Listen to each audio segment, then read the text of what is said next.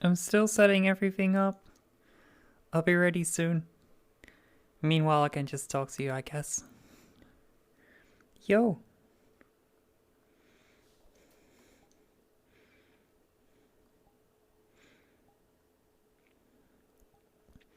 Lots of setup going into this stream.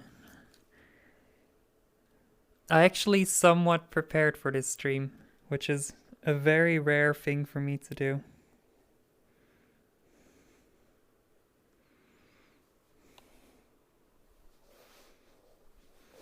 Okay, let's see.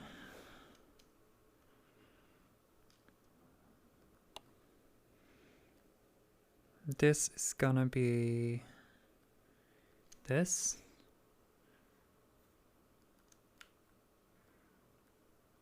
Oh fuck, how am I gonna do this? I guess that works. Then I'll put the chat over here. Which is Chatterino 0? No. Chatterino 1. I said somewhat prepared. I didn't say I was super prepared.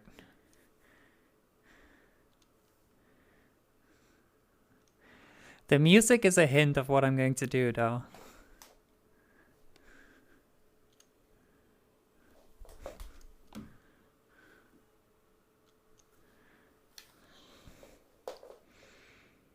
And over here, I'll put Spotify.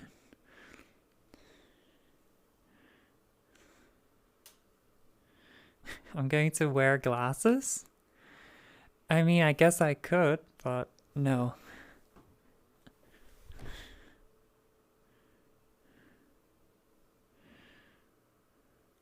Oh fuck, this is not good.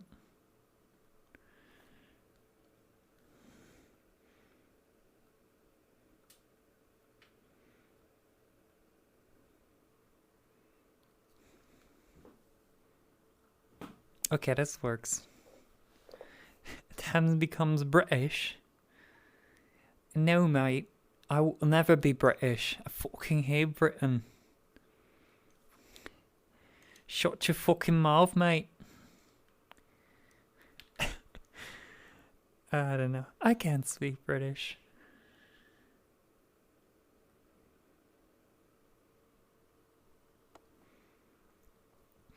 Oi, lad.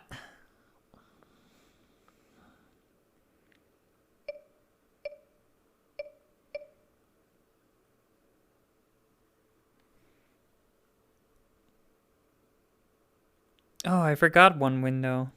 Oh my god, I need to spawn another window. Holy shit.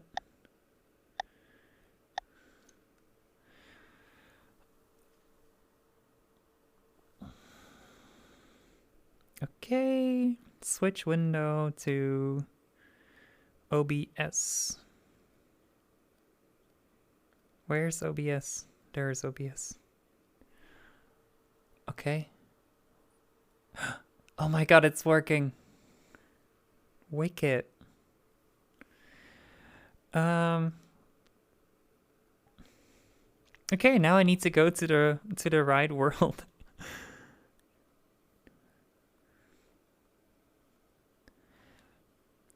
FNAF 1 PvP. Why is there FNAF 1 PvP world?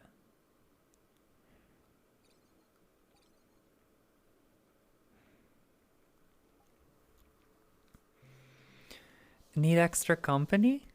I don't know, there wouldn't be much talking to other people, so it's probably the worst day for you to want to join me.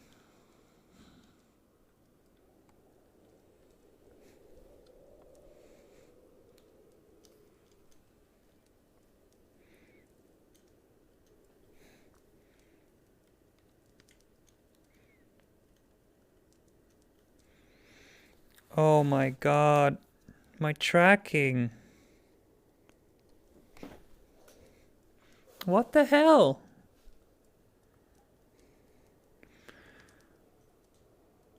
Why is it like this?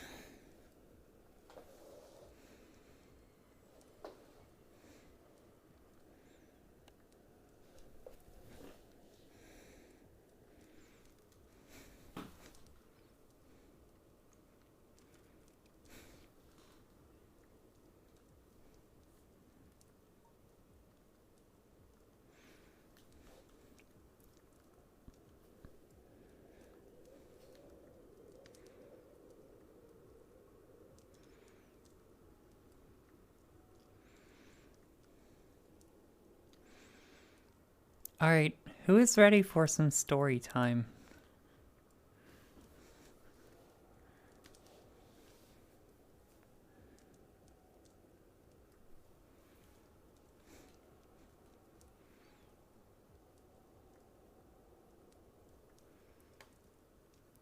Me smile? Veg? It looks so laggy. It's because... yeah, it's because OBS is on... the OBS window is on eco mode. Let me change that because that's gonna trigger the fuck out of me. Turn off eco mode. Okay, that's better.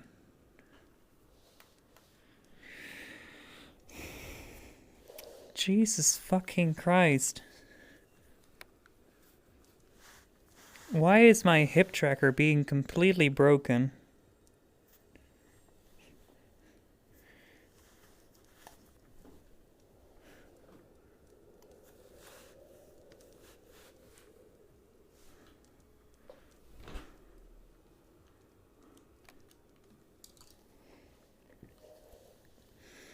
That's so annoying.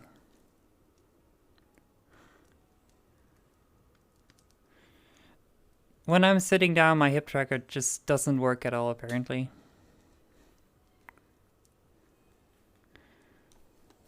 Okay.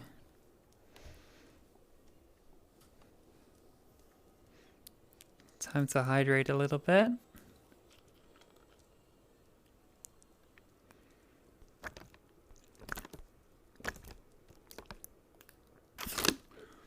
Please read you non-DMCA Harry Potter fan fiction.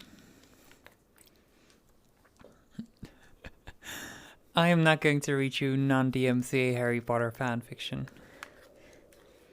I'm going to read you very DMCA Harry Potter non-fan fiction. Oh, I'm gonna regret this.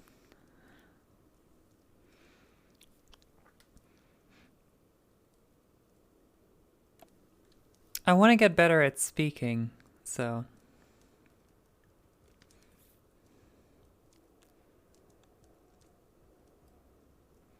I guess I will be telling a story.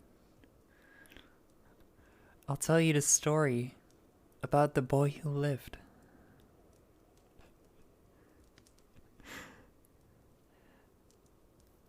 Fuck, I can't think of... I can't think of anything else to introduce the story. Everybody knows the story.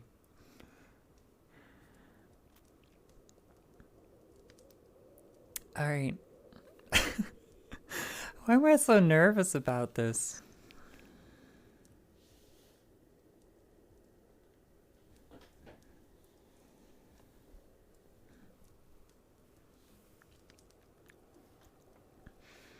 Alright.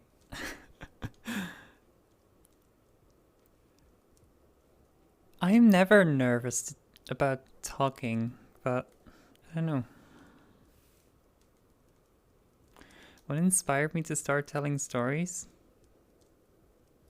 Oh my god. VR chat, please. Oh my god. It's so fucking annoying. Hello?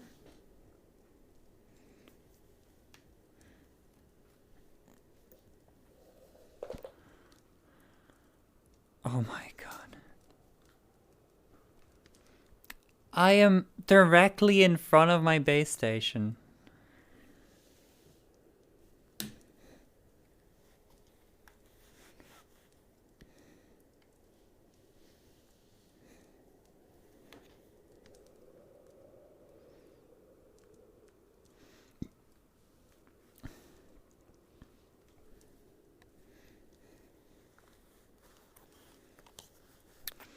And they wonder why people use mods to fix their IK. Jesus Christ.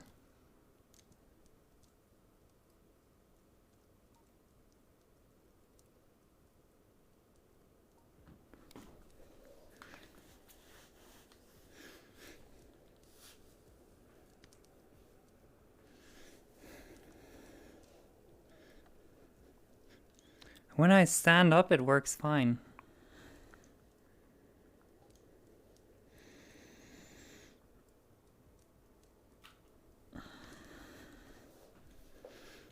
Okay, one more.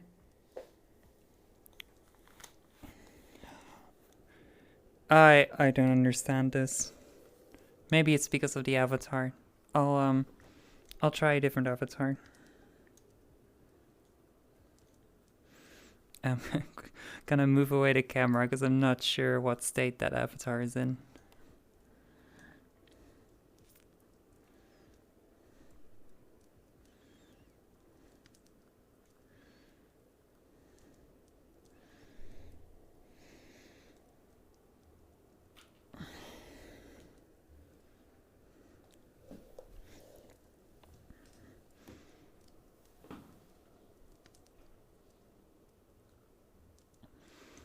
Okay, it's because of the avatar, I think. Mommy Tamara? Maybe.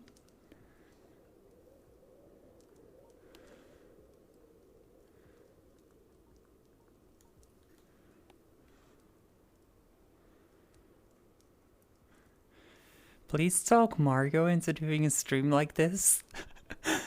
Oh my god. If Margot would try to read this, it would be like Mr. and Miss Mr. and Miss Mr. and Mrs. Dursley of Mr. Dursley of number 4 private disk private drive.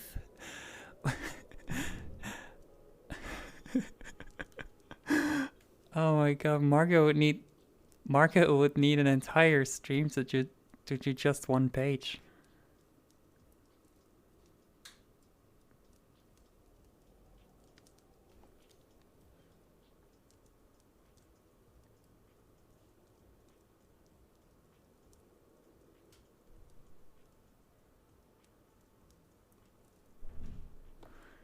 Okay, we're good. Oh my god, I've been live for like 20 minutes and I'm still not starting. Streamer, do something, ding dong. Okay. Let's begin.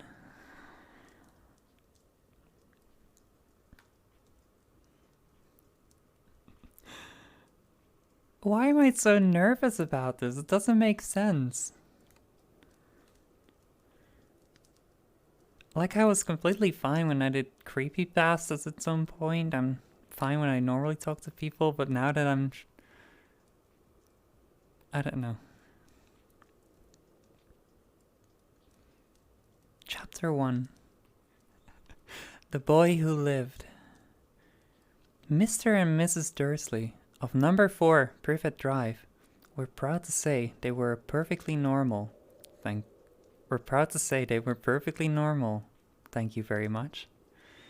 They were the last people you'd expect to be involved in anything strange or mysterious, because they just didn't hold with such nonsense. Mr. Dursley was the director of a firm called Grunnings, which made drills. He was a big, beefy man with hardly any neck, although he did have a very large moustache. Oh my god, the music is so loud!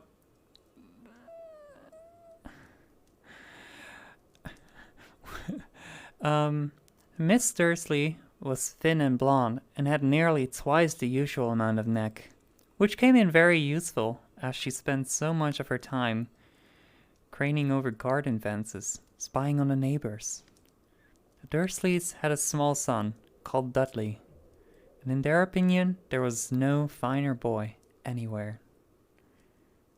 The Dursleys had everything they wanted, but they also had a secret.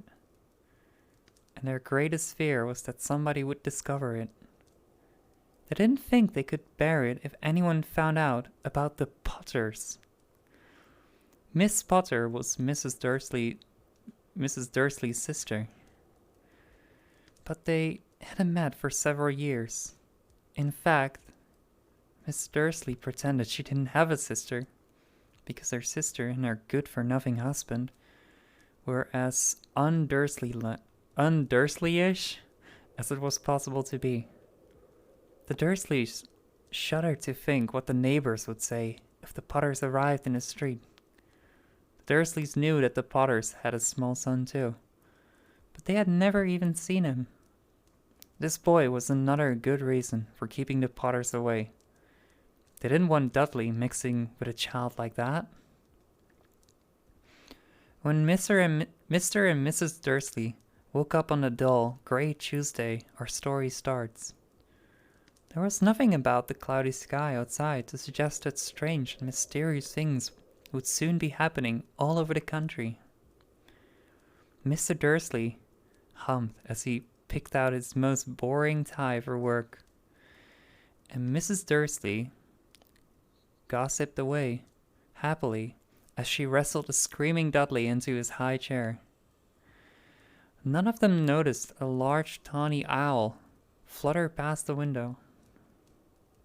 At 8:30, Mr. Dursley picked up his briefcase, packed Mrs. Dursley on the cheek, and tried to kiss Dudley goodbye, but missed, because Dudley was now having a tantrum and throwing his cereal at the walls. "Little tyke," chortled Mr. Dursley as he left the house. He got into his car and backed out of number 4's drive. I was gonna do voice acting, but I just completely forgot to do it at that line. I have to turn up the opacity just a little bit.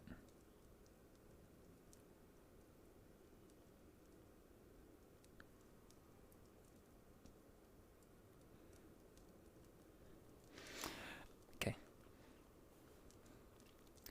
It was in a corner of the street that he noticed the first sign of something peculiar. A cat reading a map. For a second, Mr. Dursley didn't realize what he had seen, and then he jerked his head around to look again. There was a tabby cat standing on the corner of Privet Drive, but there wasn't a map inside. Fuck you, Foo. That's so extremely loud. Jesus Christ.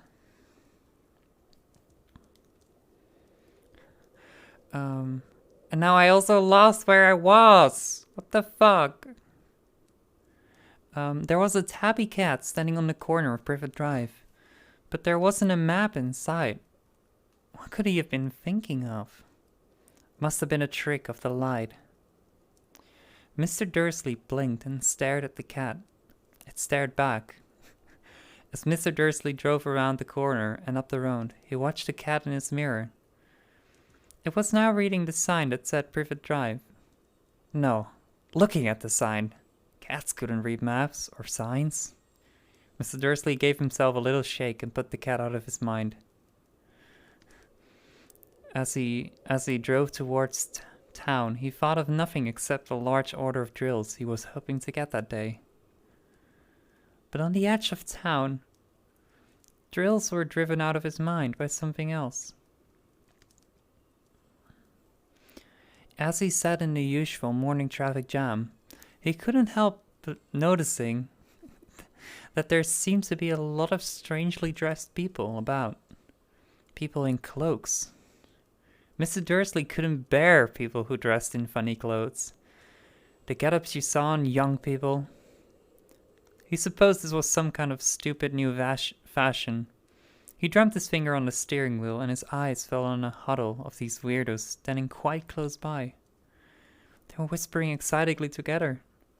Mr. Dursley was enraged to see that a couple of them weren't young at all.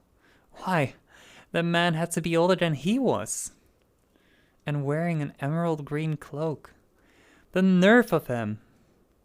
But then it struck Mr. Dursley that it was probably some silly stunt. These people were obviously collecting for something. Yes, that would be it. The traffic moved on, and a few minutes later, Mr. Dursley arrived in the Grunnings car park, his mind back on drills. Mr. Dursley always sat with his back to the window in his office on the 9th floor. If he hadn't, he might have found it harder to concentrate on drills that morning. He didn't see the owl swooping past in broad daylight, though people down in the street did. They pointed and gazed open-mouthed as owl after owl sped overhead. Most of them had never even seen an owl, even at night. Mr. Dursley, however, had a perfectly normal, owl-free morning. He yelled at 5 different people, he made several important phone calls, and shouted a bit more. He was in a very good mood until lunchtime, when he thought he'd stretch his legs and walk across the road to buy himself a bun from the baker's opposite. He'd forgotten all about the people in cloaks, until he passed a group of them next to the baker's. He eyed them angrily as he passed. He didn't know why, but they made him uneasy. This lot were whispering excitingly too.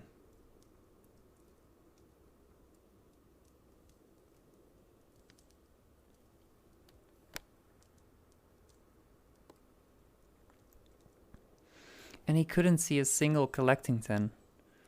It was on his way back past them, clutching a large donut in the bag, that he caught a few words of what they were saying. The Potters. That's right.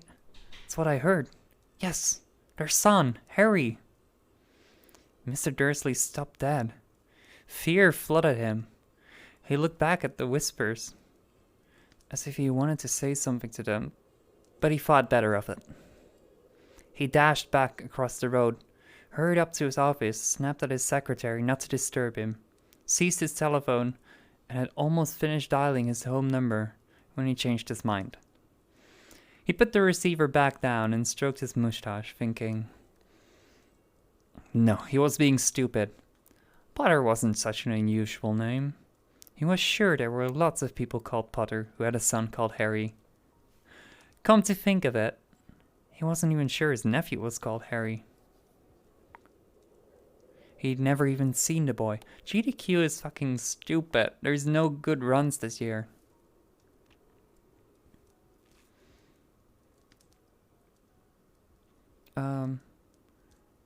He was sure there were lots of people called Potter who had a son called Harry. Come to think of it, he wasn't even sure if his nephew was called Harry. He'd never even seen the boy. It might have been Harvey or Harold. There was no point in worrying Mrs. Dursley. She always got so upset at any mention of her sister. He didn't blame her. If he had had a sister like that. But all the same, those people in cloaks? He found it a lot harder to concentrate on drills that afternoon, and when he left the building at 5 o'clock, he was still so worried that he walked straight into someone just outside the door. Sorry. Fuck. What does Mr. Dursley sound like? I forgot. Sorry, he grunted as the tiny old man stumbled and almost fell. It was a few seconds before Miss Dursley realized that the man was wearing a violet cloak. He didn't seem at all upset at being almost knocked to the ground. On the contrary, his face split into a wide smile, and he said in a squeaky voice that made passers-by stare, "Don't be sorry, my dear sir, for nothing could upset me today. Rejoice, for you know who has gone at last.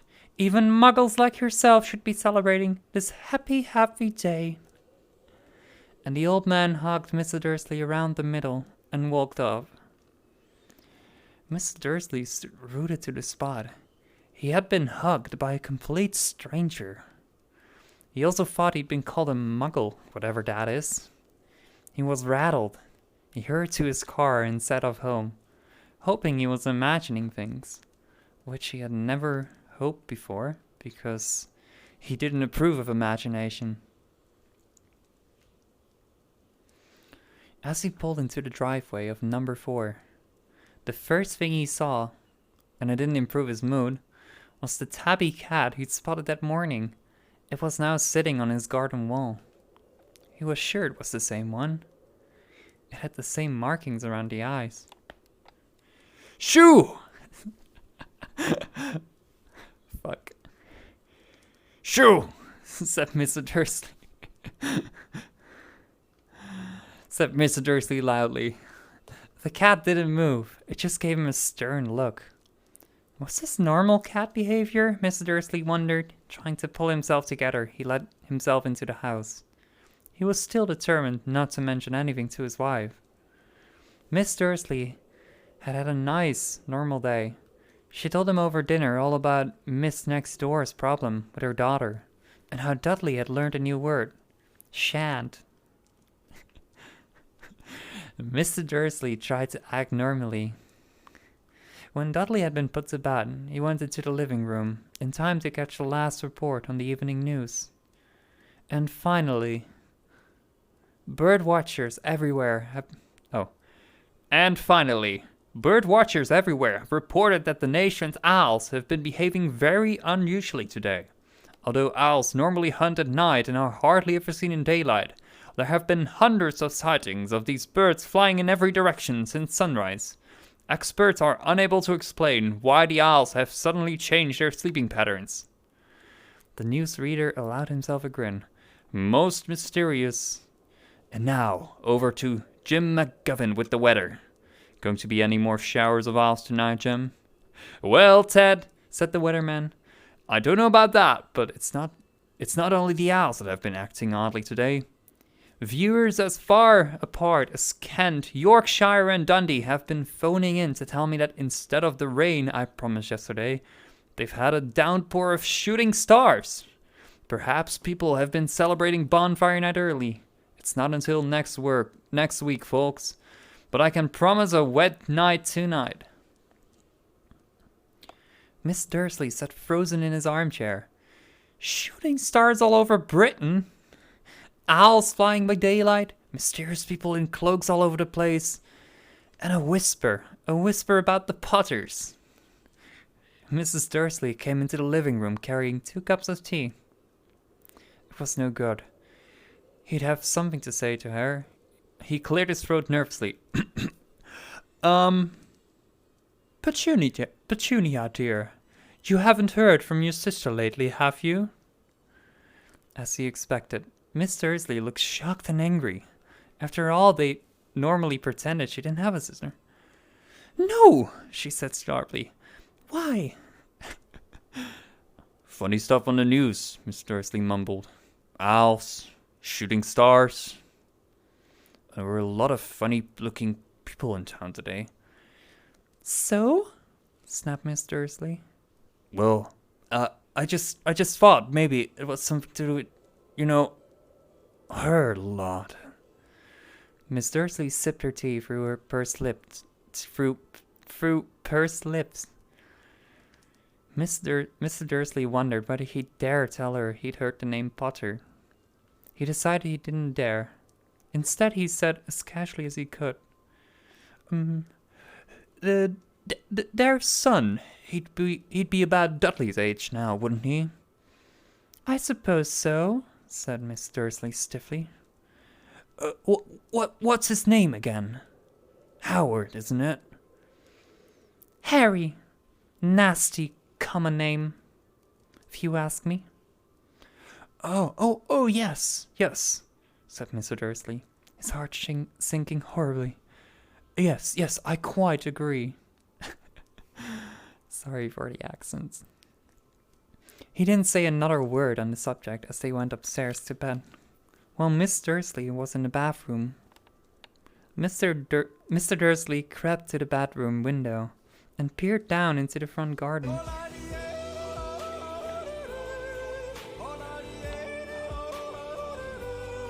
Mercy Wing 1 Bridge 68 Kiss Mercy Wing 2. Thank you for the resub, Bridget. Hi. 17 months, Pog.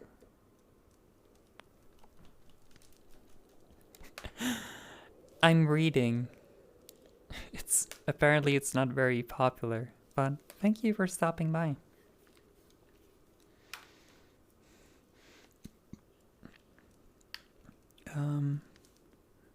He didn't say another word on the subject as they went upstairs to bed. While Miss Dursley was in the bathroom, Mr. Dursley crept to the bedroom window. Tomorrow, wake up! Oh my god. Kicking it with the homies. Kicking it Holy with the shit. homies. Kicking it with the homies. Kicking it with Meow. the homies. Tomorrow, wake up! Meow, meow. Thank you so much for the raid, Addie. Pog. Fuck you, Tamara. Oh my god. Hi, Dakota. And, thank you for the follows. Kitty, Bryn, Chocolate Prophet, Shady Pengu Man. Thank you. Welcome, everyone. Hope you had a good time with Addie. I'm reading. I'm reading. I don't know if it's comfy. People always say that my voice is pretty relaxing, so maybe. Hi, Aki.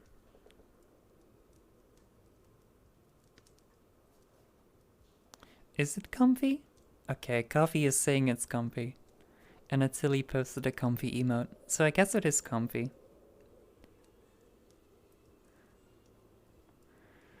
The music is so... There's so much dynamic in the music, though. Yeah, the music just goes from super quiet to super loud every time. Shut up, Aki, this is nice music.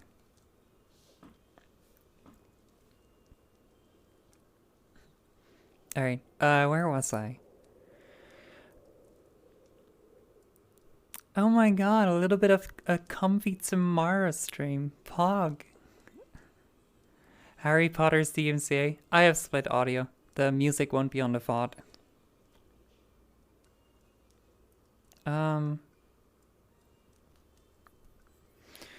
Mr. Dursley crept to the bedroom window and peered down into the front garden. The cat was still there.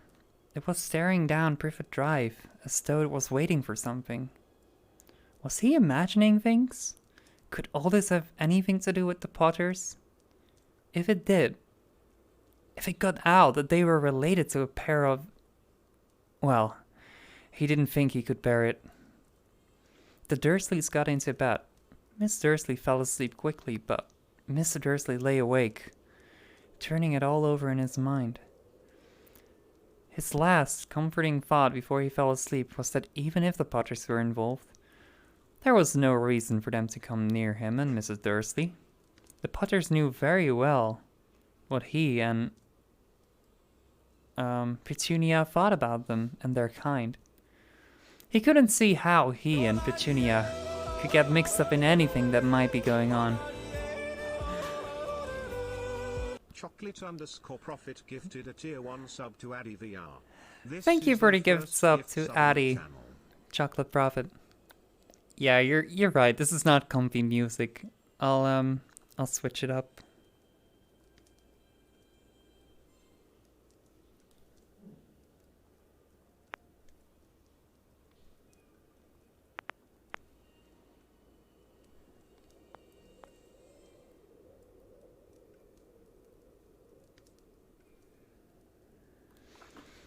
There we go.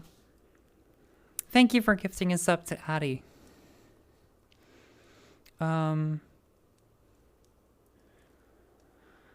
He yawned and turned over. It couldn't affect them. How very wrong he was. Mr. Dursley might have been drifting into an uneasy sleep, but the cat on the wall outside was showing no sign of sleepiness. That's way too loud. Okay. It was showing no sign of sleepiness. It was sitting as still as a statue, its eyes fixed unblinkingly on the far corner of Privet Drive. It didn't so much as quiver when a car door slammed in the next street, nor when two owls swooped overhead. In fact, it was nearly midnight before the cat moved at all. A man appeared on the corner the cat had been watching. Appeared so suddenly and silently, you would have thought he'd just popped out of the ground. The cat's tail twitched and its eyes narrowed. Nothing like this man had ever been seen in Privet Drive. He was tall, thin, and very old, judging by the silver of his hair Fuck you, Tamara. and beard, which were both long enough to tuck into his belt. He was wearing long robes, a purple cloak which swept the ground, and high-heeled buckled boots. His blue eyes were light, bright, and sparkling behind half-moon spectacles, and his nose was very long and crooked, as though it had been broken at least twice.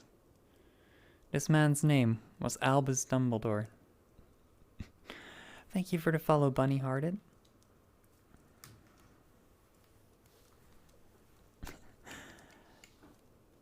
Wait, did I freeze? Oh no, never mind. We're good. Sorry if I mess up sometimes because I don't know. I've always had trouble reading, so I often tend to just read ahead too far or lose track of where I am. Or just, I don't know, just trip over my own words.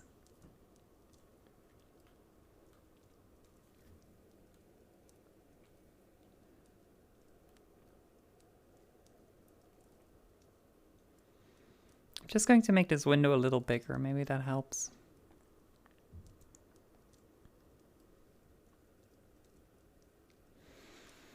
Alright.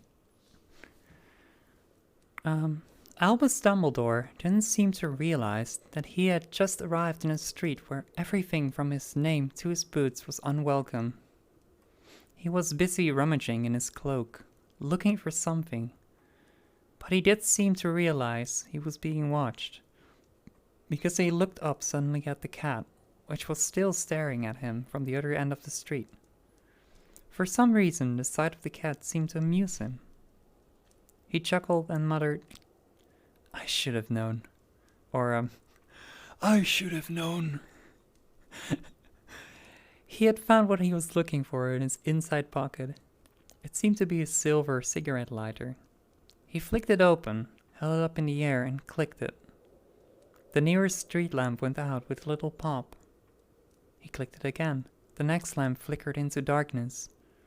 12 times he clicked the put outer, until the only lights left in the whole street were two tiny pinpricks in the distance, which were the eyes of the cat watching him. If anyone looked out of their window now, even beady-eyed Mrs. Dursley, they wouldn't be able to see anything that was happening down on the pavement.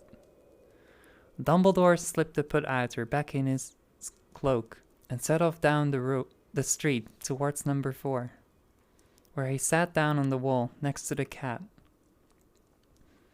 He didn't look at it, but after a moment he spoke to it. "Fancy seeing you here, Professor McGonagall." He turned to smile at the tabby, but it had gone. Instead, he was smiling at a rather severe-looking woman who was wearing square glasses exactly shaped as the markings the cat had around its eyes. She, too, was wearing a cloak, an emerald one. Her black hair was drawn into a tight bun. She looked distinctly ruffled. "How did you know it was me?" Oh my god, that's the worst fucking McGonagall impression ever.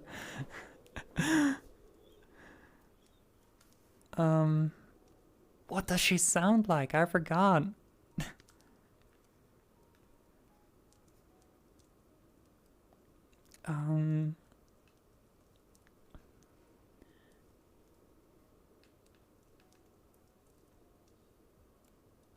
Oh my god, I actually can't remember what she sounds like. I think she has a really hard voice to copy as well. It is rather high, and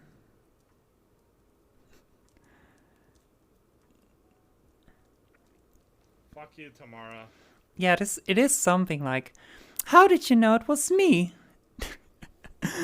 She asked. My dear Professor, I have never seen a cat so stiffly. "You'd be stiff too if you'd been sitting on a brick wall all day," said Professor McGonagall. All day, when you could have been celebrating. I must have passed a dozen feasts and parties on my way here. Professor McGonagall sniffed angrily. Oh, yes. Everyone's celebrating all right," she said impatiently. "You'd think they'd be a bit more careful, but no. Even the muggles have noticed something's going on. It was on their news." She jerked her head back at the Dursleys' dark living room window.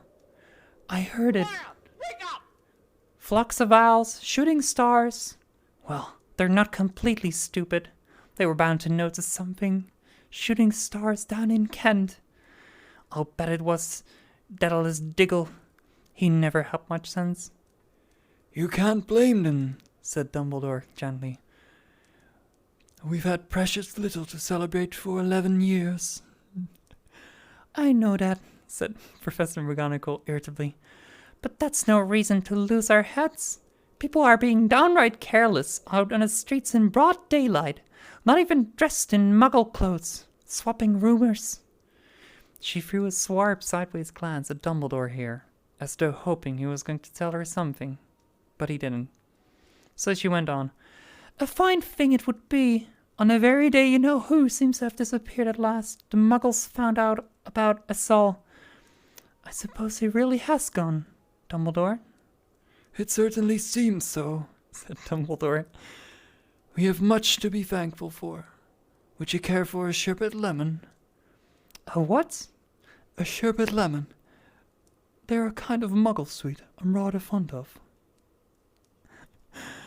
"No, thank you," said Professor McGonagall coldly, as though she didn't think this was the moment for her sherbet lemons. "As I say, even if you-know-who has gone." My dear Professor, surely a sensible person like yourself can call him by his name. All this you-know-who nonsense.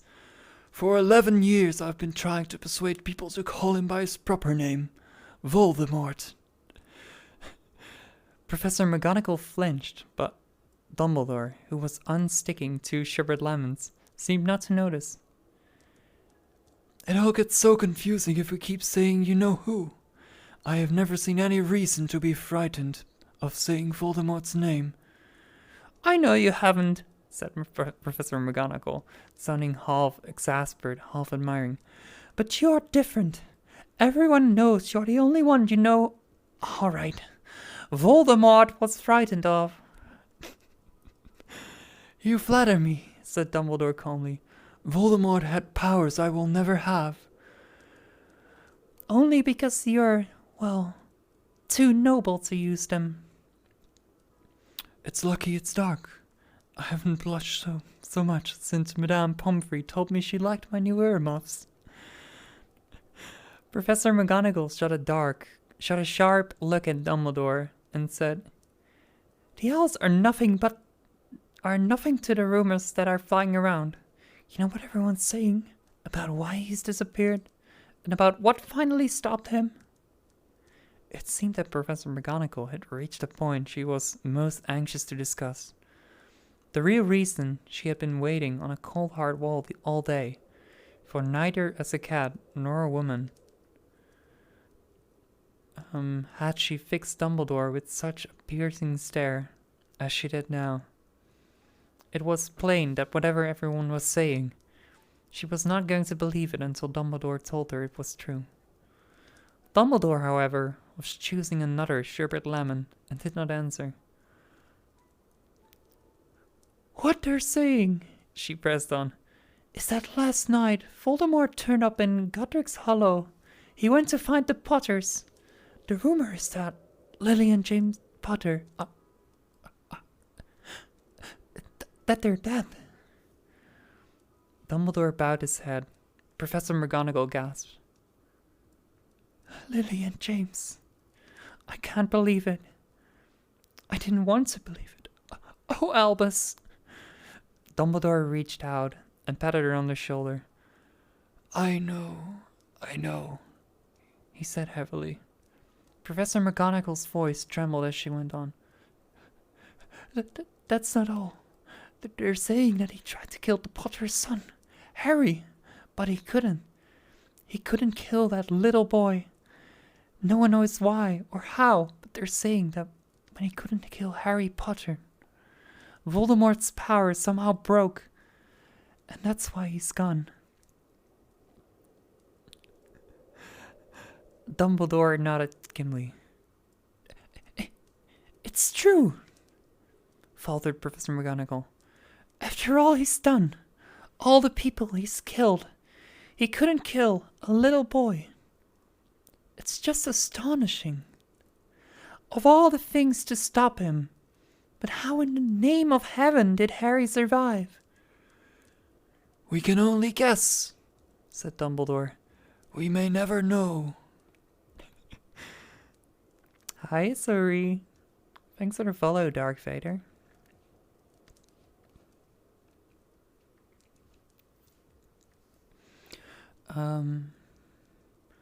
Professor McGonagall pulled out a lace handkerchief and dabbed at her eyes beneath her spectacles. Dumbledore gave a great sniff as he took a golden watch from his pocket and examined it. It was a very old watch. It had 12 hands but no numbers. Instead, little planets were moving around the edge. It must have made sense to Dumbledore, though, because he put it back in his pocket and said, Hagrid's late. I suppose it was he who told you I'd be here, by the way. Yes, said Professor McGonagall. And I don't suppose you're going to tell me why you're here, of all places? I've come to bring Harry to his aunt and uncle. They're the only family he has left now. You don't mean... You can't mean the people who live here, cried Professor McGonagall, jumping to her feet and pointing at number 4. Dumbledore! You can't! You can't...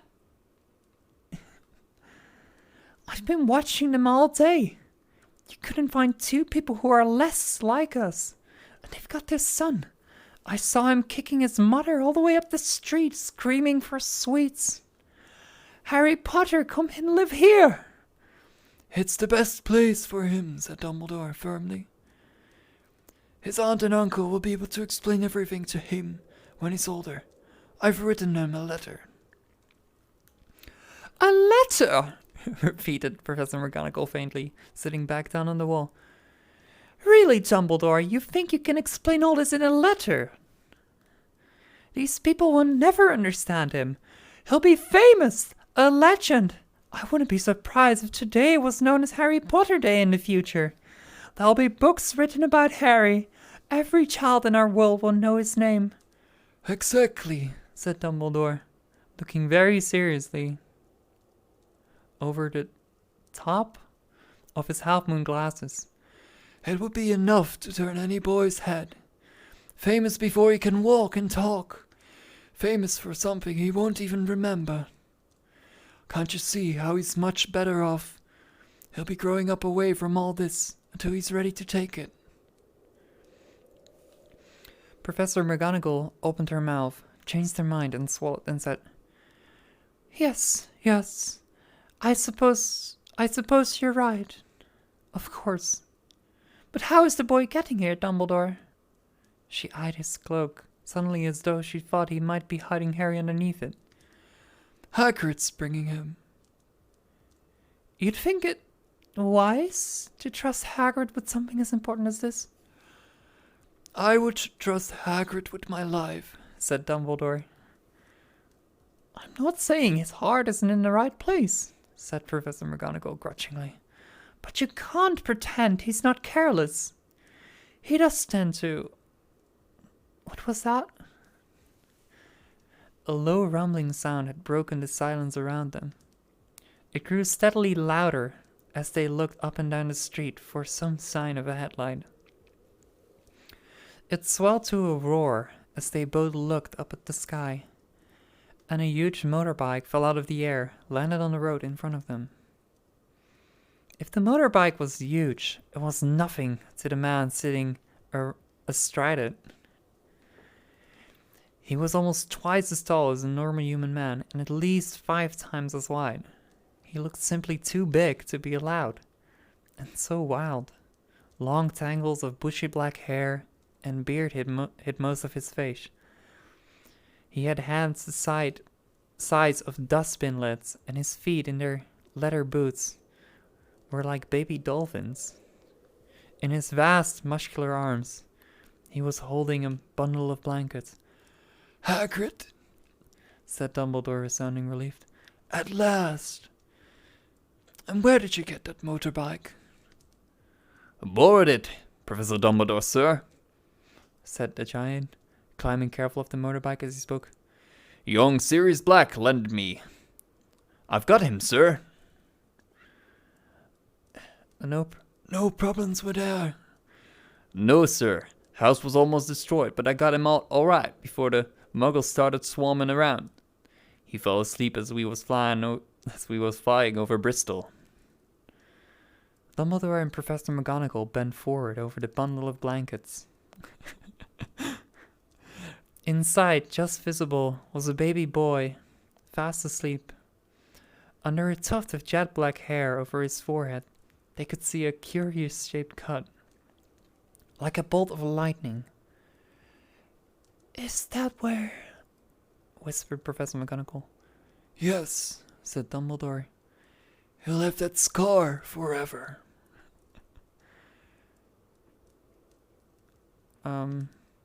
Couldn't you do something about it, Dumbledore? Even if I could, I wouldn't. Scars can come in useful. I have one myself above my left knee, which is a perfect map of the London Underground. Well, give him here, Hagrid. We better get this over with. Dumbledore took Harry in his hand and turned towards the Dursley's house. Could I say goodbye to him, sir? Asked Hagrid. He bent his great, shaggy head over Harry and gave him what must have been a very scratchy, whiskery kiss. Then suddenly Hagrid let out a howl like one wounded dog. "Shh!" hissed Professor McGonagall. "You'll wake the muggles!" Sorry. sobbed Hagrid, taking out a large spotted handkerchief and burying his face in it. But I can't stand it. Lily and James dead, and poor little Harry off to living with muggles. Yes, it's all very sad. Oh. Yes, it's all very sad, but try to grip on yourself, Hagrid, or we'll be find out, Professor McGonagall whispered, patting Hagrid gingerly on the arm as Dumbledore stepped over the low garden wall and walked to the front door. He laid Harry gently on the doorstep, took a letter out of his cloak, tucked it inside Harry's blankets, and then came back to the other two. For a full minute, the 3 of them stood and looked at the little bundle. Hagrid's shoulders shook. Professor McGonagall blinked furiously, and a twinkle light that usually shone from Dumbledore's eyes seemed to have gone out. Well, said Dumbledore finally. That's that. We have no business staying here. We may as well go and join the celebrations. Yeah, said Hagrid in a very muffled voice. I best be getting this bike a bay. Good night, Professor McGonagall. Professor Dumbledore, sir. Wiping his streaming eyes on the jacket sleeve, Hagrid swung himself onto the motorbike, kicked the engine into life. With a roar, it rose into the air and off into the night. I shall see you soon, I expect, I shall see you soon, I expect, Professor McGonagall, said Dumbledore, nodding to her. Professor McGonagall. Oh my god. Holy fuck. I hate tracking.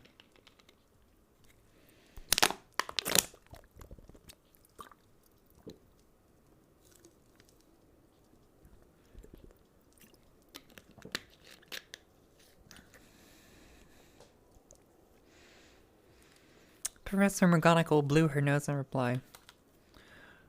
Fuck you tomorrow. Dumbledore turned and walked back down the street.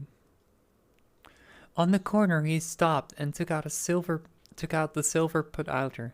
He clicked it once, and 12 balls of light spat back to the street lamps, so that Privet Drive glowed suddenly orange, and he could make out a tabby cat slinking around the corner at the other end of the street. He could just see the bundle of blankets on the step of number 4. Good luck, Harry, he murmured. He turned on his heel, and with a swish of his cloak, he was gone. A breeze ruffled the neath hatches of Privet Drive, which lay silent and tidy under the inky sky. The very last place you would expect astonishing things to happen. Harry Potter rolled over inside his blankets without waking up. One small hand closed on the letter beside him, and he slept on, not knowing he was special, not knowing he was famous, not knowing he would be woken up in a few hours' time by Mrs. Dursley's scream as she opened the front door to put out the milk bottles, nor that he would spend the next few weeks being prodded and pinched by his cousin Dudley. He couldn't know that at this very moment, people meeting in secret all over the country were holding up their glasses and saying in hushed voices, To Harry Potter, the boy who lived.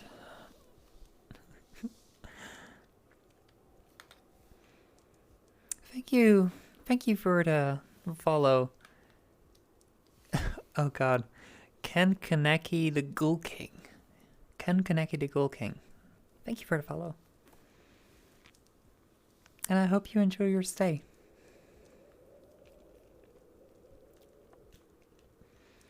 Alright. Chapter 2. The Vanishing Glass.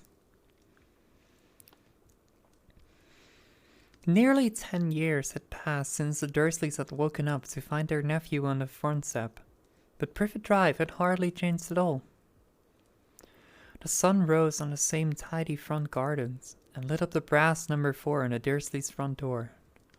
It crept into their living room, which was almost exactly the same as it had been on the night when Mr. Dursley had seen that fateful news report about the owls. Call you Aaron? Okay. I'll keep it in mind. Only the photographs on the mantelpiece really showed how much time had passed.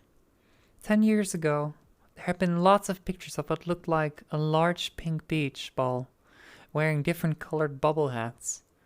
But Dudley Dursley was no longer a baby, and now the photographs showed a large blond boy riding his first bicycle on a roundabout at the fair, playing a computer game with his father, being hugged and kissed by his mother. The room held no sign at all that another boy lived in the house too. Yet Harry Potter was still there, asleep at the moment, but not for long. His Aunt Petunia was awake, and it was her shrill voice which made up the first noise of the day. Up! Get up! Now! Harry woke with a start. His aunt rapped on the door again. Up! She screeched. Harry heard her walking towards the kitchen, and then the sound of the frying pan being put on the cooker. He rolled onto his back and tried to remember the dream he had been having. It had been a good one. There had been a flying motorbike in it. He had a funny feeling he had the same dream before. His aunt was back at the door. Are you up yet? She demanded. Nearly, said Harry. Well, get a move on. I want you to look after the bacon. And don't you dare let it burn. I want everything perfect on Dudley's birthday. Daddy's birthday. Harry groaned. What'd you say? Oh. What did you say? His aunt snapped through the door. Nothing, nothing. Dudley's birthday. How could he have forgotten? Harry got slowly out of bed and started looking for socks. He found a pair under his bed and, after pulling a spider out of one of them, he put them on. Harry was used to spiders because the cupboard under the stairs was full of them, and that was where he slept. When he was dressed, he went down the hall into the kitchen. The table was almost hidden beneath all Dudley's presents. It looked as though Dudley had got the new computer he wanted, not to mention the second television and the racing bike. Exactly why Dudley wanted a racing bike was a mystery to Harry, as Dudley was very fat and hated exercise. Unless, of course, it involved punching somebody. Dudley's favorite punch bag was Harry, but he couldn't often catch him. Harry didn't look it, but he was very fast. Perhaps it had something to do with living in a dark cupboard. But Harry had always been small and skinny for his age. He looked even smaller and skinnier than he already was, because all he had to wear were old clothes of Dudley's, and Dudley was about 4 times bigger than he was. Harry had a thin face, knobbly knees, black hair, and bright green eyes. He wore round glasses, held together with a lot of sellotape, because of all the times Dudley had punched him on the nose. The only thing Harry liked about his own appearance was a very thin scar on his forehead. Which was shaped like a bolt of lightning. He had it for as long as he could remember, and the first question he could ever remember asking Aunt Petunia was how he got it. In the car crash when your parents died, she said. Don't ask questions! Don't ask questions. That was the first rule for a quiet life with the Dursleys. Uncle Vernon entered the kitchen as Harry was turning over the bacon. Comb your hair, he barked, by way of a morning greeting. About once a week, Uncle Vernon looked over the top of his newspaper and shouted that Harry needed a haircut. Harry must have had more haircuts than the rest of the boys in his class put together, but it made no difference. His hair simply grew that way, all over the place. Harry was frying eggs by the time Dudley arrived in the kitchen with his mother. Dudley looked a lot like Uncle Vernon. He had a large pink face, not much neck, small, watery blue eyes, and thick blonde hair that lay smoothly on his thick fat head. Aunt Petunia often said that Dudley looked like a baby angel. Harry often said that Dudley looked like a pig in a wig. Harry put the plates of egg and bacon on the table, which was difficult as there wasn't much room. Dudley, meanwhile, was counting his presents. His face fell. 36, he said, looking up at his mother and father. That's 2 less than last year!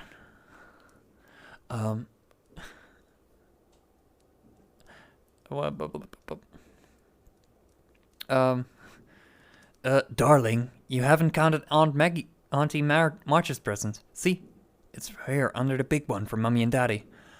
All right, 37 then, said Dudley, going red in the face.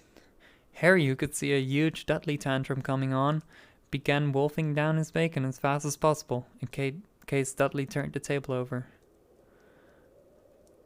Aunt Petunia obviously scented danger too, because she said quickly, And we'll buy you another 2 presents while we're out today. How's that, Pumpkin? 2 more presents, is that all right? Dudley thought for a moment. It looked like hard work. Finally he said slowly, So I'll have 39. 39 sweetums, said Aunt Petunia. Oh! Dudley sat down heavily and grabbed the nearest parcel. All right, then. Uncle Vernon chuckled. Little Tyke wants his money worth, just like his father. Attaboy, Dudley. He ruffled Dudley's hair. At that moment the telephone rang, and Aunt Petunia went to answer it, while Harry and Uncle Vernon watched Dudley unwrap the racing bike, a cine camera, a remote control aeroplane, 60 new computer games and a video recorder. He was ripping the paper off a gold wristwatch when Aunt Petunia came back from telephone, looking both angry and worried. "Bad news, Vernon," she said. "Miss Vick broke her leg. She can't take him." She jerked her head in Harry's direction. Dudley's mouth fell open in horror, but Harry's heart gave a leap. Every year, on Dudley's birthday, his parents took him and a friend out for a day to adventure parks, burger bars, or the cinema. Every year, Harry was left behind with Miss Fig, a mad old lady who lived 2 streets away. Harry hated it there. The whole house smelled of cabbage, and Miss Fig made him look at photographs of all the cats she'd ever owned. "Now what?" said Aunt Petunia, looking furiously at Harry as though he'd planned this. Harry knew he ought to feel sorry that Miss Fig had broken a leg, but it wasn't easy when he reminded himself it would be a whole year before he had to look at Tibbles, Snowy Miss Paw, and Tufty again. We could phone March," Uncle Vernon suggested. "Don't be silly, Vernon. She hates the boy."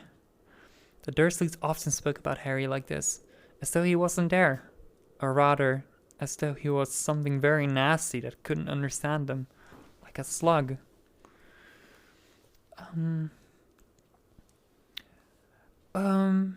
What about, what's the name, your friend, Yvonne? "On holiday in Majorca," snapped Aunt Petunia. You could just leave me here," Harry put in hopeful. He'd be able to watch what he wanted on television for a change, and may even have a go on Dudley's computer. Aunt Petunia looked as though she'd just swallowed a lemon, like she just sucked on a lemon. Sorry. "And come back to find the house in ruins," she snarled. "I won't blow up the house," said Harry. But they weren't listening. "I suppose we could take him to the zoo," said Aunt Petunia slowly. "And leave him in the car?" That car's new. He's not sitting in it alone." Dudley began to cry loudly. In fact, he wasn't really crying. It had been years since he'd really cried. But he knew that if he screwed up his face and wailed, his mother would give him anything he wanted. "Dinky Duddy Dums, don't cry. Mommy won't let him spoil your special day," she cried, flinging her arms around.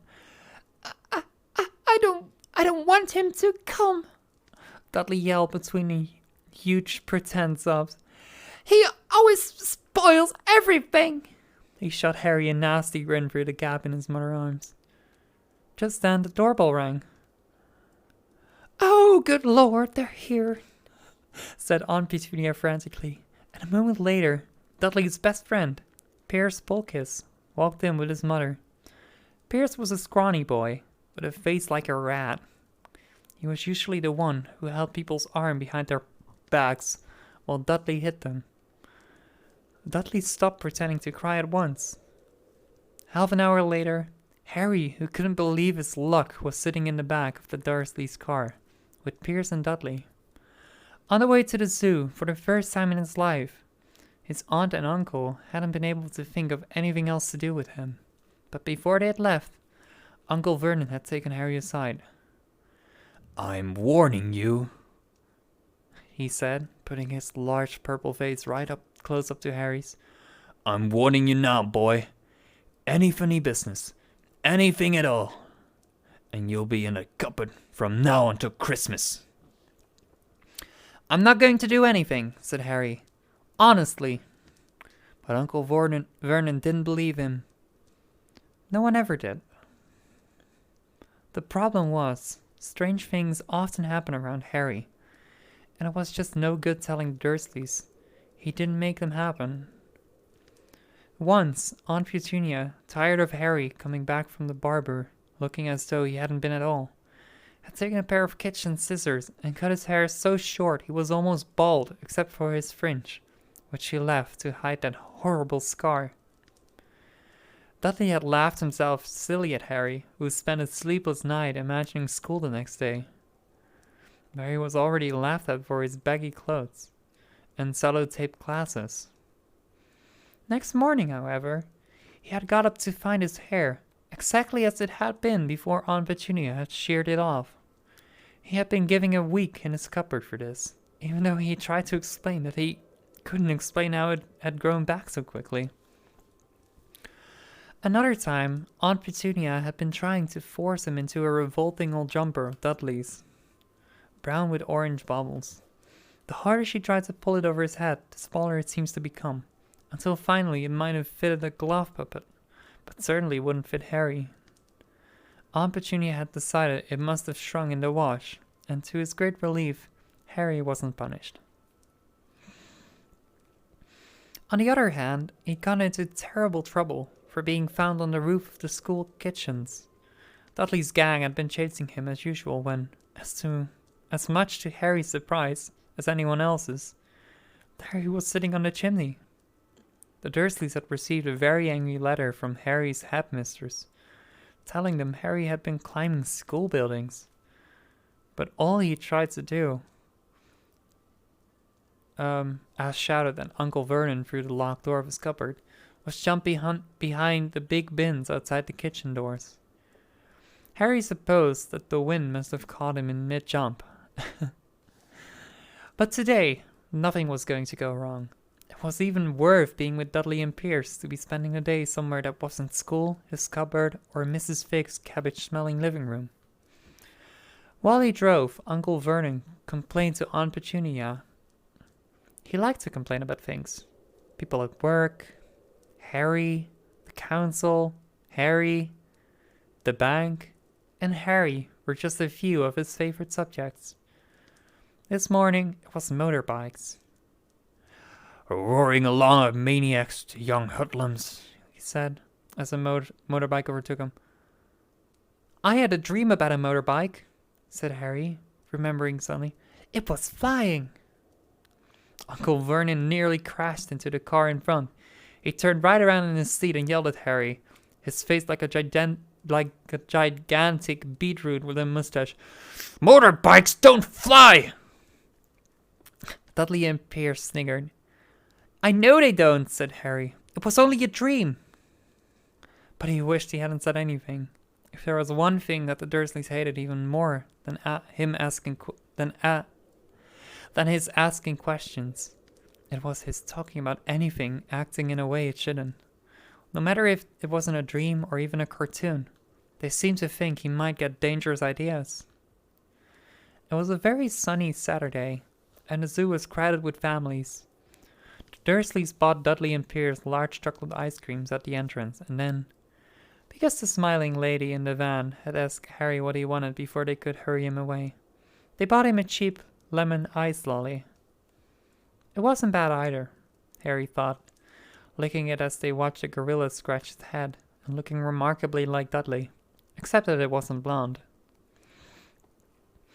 Harry had the best morning he had had in a long time. He was careful to walk a little way apart from the Dursleys so that Dudley and Pierce, who were starting to get bored with the animals by lunchtime, wouldn't fall back on their favorite hobby of hitting him. They ate in the zoo restaurant, and when Dudley had a tantrum because his knickerbocker glory wasn't big enough, Uncle Vernon bought him another one, and Harry was allowed to finish the first. Harry felt, afterwards, that he should have known it was all too good to last. After lunch, they went into the Reptile House. It was cool and dark in here, with lit windows along the walls. Behind the glass, all sorts of lizards and snakes were crawling and slithering over bits of wood and stone. Dudley and Pierce wanted to see huge, poisonous cobras and thick, man-crushing pythons. Dudley quickly found the largest snake in the place. It could have wrapped its body twice around Uncle Vernon's car and crushed it into a dustbin. But at the moment, it didn't look in the mood. In fact, it was fast asleep. Dudley stood with his nose pressed against the glass, staring at the glistening brown coils. "Make it move!" he He whined at his father. Uncle Vernon tapped on the glass, but the snake didn't budge. Do it again! Dudley ordered. Uncle Vernon tapped the glass smartly with his knuckles, but the snake just snoozed on. This is boring, Dudley moaned. He shoveled away. Harry moved in front of the tank and looked intently at the snake. He wouldn't have been surprised if it had died of boredom itself. No company except stupid people drumming their fingers on the glass, trying to disturb it all day long. It was worse than having a cupboard as a bedroom, where the only visitor was Aunt Petunia, hammering on the door to wake you up. At least he got to visit the rest of the house. The snake suddenly opened its beady eyes. Slowly, very slowly, it raised its head until its eyes were on level with Harry's. It winked. Harry stared, and then he looked quickly around to see if anyone else was watching. But they weren't. He looked back at the snake and winked too. The snake jerked its head towards Uncle Vernon and Dudley, then raised its eyes to the ceiling. It gave Harry a look that said, quite plainly, I get that all the time. I know, Harry murmured through the glass, though he wasn't sure the snake could hear him. It must be really annoying. The snake nodded vigorously. Where do you come from anyway? Harry asked. The snake jabbed its tail at a little sign next to the glass. Harry peered at it. Boa constrictor, Brazil. Was it nice there? The boa constrictor jabbed its tail at the sign again, and Harry read on. This specimen was bred in the zoo. Oh, I see. So you've never been to Brazil? As the snake shook its head, a deafening shout behind Harry made them both of them jump. Dudley! Dudley! Mrs. Dudley! Mrs. Dursley! Come! Look at the snake! You won't believe what it's doing! Dudley came waddling towards them as fast as he could. Out of the way, you! He said, punching Harry in the ribs. Caught by surprise, Harry fell hard on the concrete floor. What came next happened so fast, no one saw how it happened. 1 second, Pierce and Dudley were leaning right up to the glass. The next, they had leapt back with howls of horror. Harry sat up and gasped. The glass front of the boa constrictor's tank had vanished. The great snake was uncoiling itself rapidly, slithering out onto the floor. People throughout the Reptile House screamed and started running for the exits. As the snake slid swiftly past him, Harry could have sworn a low hissing voice said, Brazil, here I come. Thanks, amigo. The keeper of the Reptile House was in shock. But the glass, he kept saying. Where did the glass go? The zoo director himself made Aunt Petunia a cup of strong tea, sweet tea, while he apologized over and over again. Pierce and Dudley could only gibber. As far as Harry had seen, the snake hadn't done anything except snap playfully at their heels as it passed. But by the time they were all back in Uncle Vernon's car, Dudley was telling them how it had nearly bitten off his leg, while Pierce was swearing it tried to squeeze him to death. But worst of all, for Harry at least, was Pierce calming down enough to say, Harry was talking to it, weren't you, Harry? Uncle Vernon waited until Pierce was safely out of the house before starting on Harry. He was so angry he could hardly speak. He managed to say, Go, cupboard, stay, no meals, before he collapsed into a chair and Aunt Petunia had to run to get him a large brandy. Harry lay in his dark cupboard much later, wishing he had a watch. He didn't know what time it was, and he couldn't be sure the Dursleys were asleep yet. Until they were, he couldn't risk sneaking to the kitchen for some food. He had lived with the Dursleys for almost 10 years. 10 miserable years. As long as he could remember. Ever since he'd been a baby, and his parents had died in a car crash. He couldn't remember being in a car when his parents had died. Sometimes, when he strained his memory during long hours in his cupboard, he came up with a strange vision. A blinding flash of green light, and a burning pain on his forehead. This, he supposed, was the crash. Though he couldn't imagine where all the green light came from. He couldn't remember his parents at all. His aunt and uncle never spoke about him, and of course he was forbidden to ask questions. There were no photographs of him in the house. When he had been younger, Harry had dreamed and dreamed of some unknown relation coming to take him away. But it had never happened. The Dursleys were his only family, yet sometimes he thought, or maybe hoped, that strangers in the street seemed to know him. Very strange strangers they were, too. A tiny man in a violet top hat had bowed to him once while out shopping with Aunt Petunia and Dudley. After asking Harry furiously if he knew the man, Aunt Petunia had rushed him out of the shop without buying anything. A wild-looking old woman, dressed in all green, had waved merrily at him once on a bus. A bald man in a very long purple coat had actually shaken his hand in the street the other day, and then walked away without a word. The weirdest thing about all these people was the way they seemed to vanish the second Harry tried to get a closer look. At school, Harry had no one. Everyone knew that Dudley's gang hated the odd Harry Potter in his baggy old clothes and broken glasses, and nobody liked to disagree with Dudley's gang. Ugh. My neck hurts and my throat is filled with slime. It's actually very hard to... It's very hard to talk right now. Because most of my throat is blocked off by slime. I don't know why. I don't know why it's happening.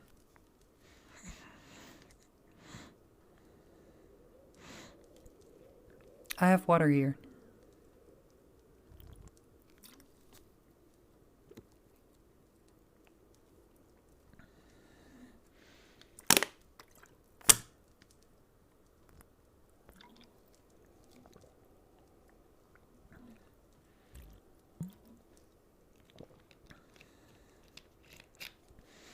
Nah, it's not COVID. This has been happening for like 3 weeks now. Maybe longer. Alright.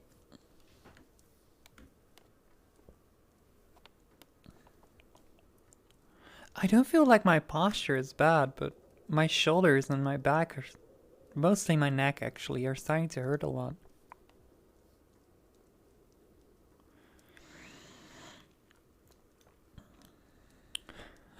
I'm gonna quickly mute myself and try to clear my throat.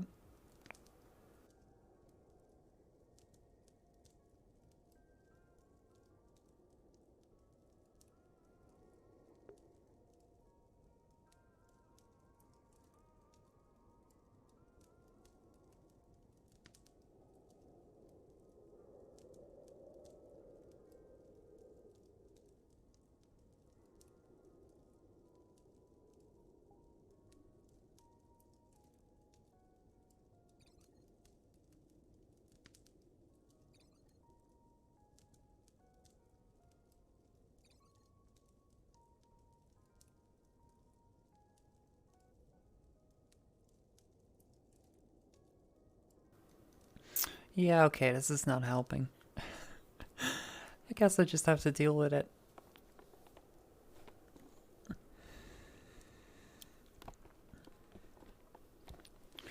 Alright, Chapter 3. The Letters from No One. The escape of the Brazilian boa constrictor earned Harry his longest ever punishment. By the time he was allowed out of his cupboard again, the summer holidays had started, and Dudley had already broken his new cine camera, crashed his remote control airplane, and first time on his racing bike, knocked down old Miss Fig as she crossed Brevet Drive on her crutches.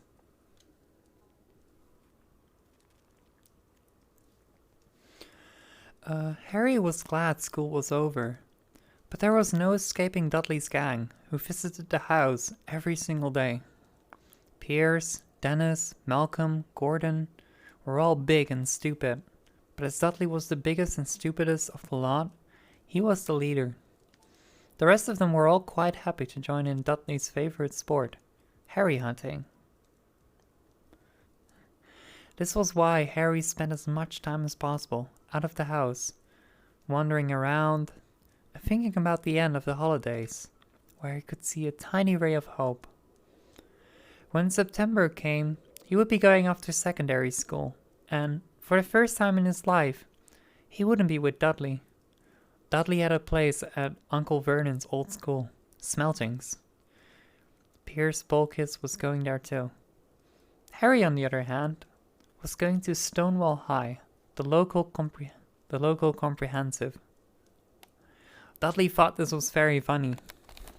They stuffed people's head down a toilet first day at Stonewall, he told Harry. Want to come upstairs and practice? No thanks, said Harry. The poor toilets never had anything as horrible as your head down it. It might be sick. Then he ran before Dudley could work out what he said. One day in July, Aunt Petunia took Dudley to London to buy his Smeltings uniform, leaving Harry at Miss Figg's. Miss Figg's wasn't as bad as usual. It turned out she had broken her leg tripping over one of her cats, and she didn't seem quite as fond of them as before. She let Harry watch television, gave him a bit of chocolate cake that tasted as though she had had it for several years. That evening, Dudley paraded around the living room for the family in his brand new uniform. Smelting's boys wore maroon tailcoats, orange knickerbockers, and flat straw hats called boaters. They also carried knobbly sticks used for hitting each other while the teacher wasn't looking. This was supposed to be good training for later life. As he looked at Dudley in his new knickerbockers, Uncle Vernon said gruffly that it was the proudest moment of his life. Aunt Petunia burst into tears, and she said she couldn't believe it was her ickle Dudleykins. Her ickle Dudleykins. He looked so handsome and grown up. Harry didn't trust himself to speak. He thought 2 of his ribs might have already cracked from trying not to laugh. There was a horrible smell in the kitchen next morning when Harry went in for breakfast. It seemed to be coming from a large metal tub in the sink. He went to have a look. The tub was full of what looked like dirty rags swimming in grey water. "What's this?" he asked Aunt Petunia. Her lips tightened as they always did if he dared to ask a question. "Your new school uniform," she said. Harry looked in the bowl again. "Oh," he said. "I didn't realize it had to be so wet." "Don't be stupid," snapped Aunt Petunia. "I'm dyeing some of Dudley's old things grey for you. It will look just like everybody else when I've finished." Harry seriously doubted this, but thought it best not to argue. He sat down at the table, tried not to think about how he was going to look on his first day at Stonewall High. Like he was wearing bits of old elephant skin, probably. Dudley and Uncle Vernon came in, both with wrinkled noses because of the smell from Harry's new uniform. Uncle Vernon opened his newspaper as usual, and Dudley banged his smelting stick, which he carried everywhere, on the table. They heard the click of the letterbox, and flopped the letters on the doorman. Get the post, Dudley, said Uncle Vernon from behind his paper. "Make Harry get it." Get the post, Harry. "Make Dudley get it."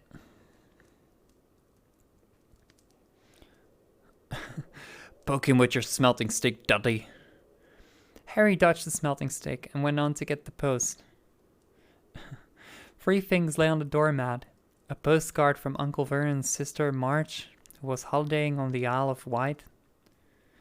A brown envelope that looked like a bill, and a letter for Harry. Harry picked it up and stared at it, his heart twanging like a giant elastic band. No one ever, in his whole life, had written to him. Who would? He had no friends, no other relatives. He didn't belong to the library, so he'd never even gotten the rude notes asking for books back.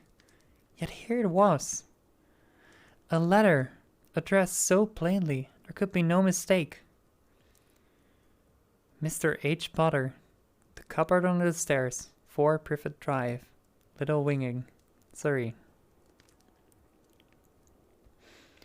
The envelope was thick and heavy, made of yellowish parchment, and the address was written in emerald green ink. There was no stamp. Turning the envelope over, his hand trembling, Harry saw a purple wax seal, bearing a coat of arms. A lion, an eagle, a badger, and a snake, surrounding a large letter H. Hurry up, boy! Shouted Uncle Vernon from the kitchen. What are you doing? Checking for letter bombs? He chuckled at his own joke. Harry went back to the kitchen, still staring at his letter. He handed Uncle Vernon the bill and the postcard, sat down, and slowly began opening the yellow envelope.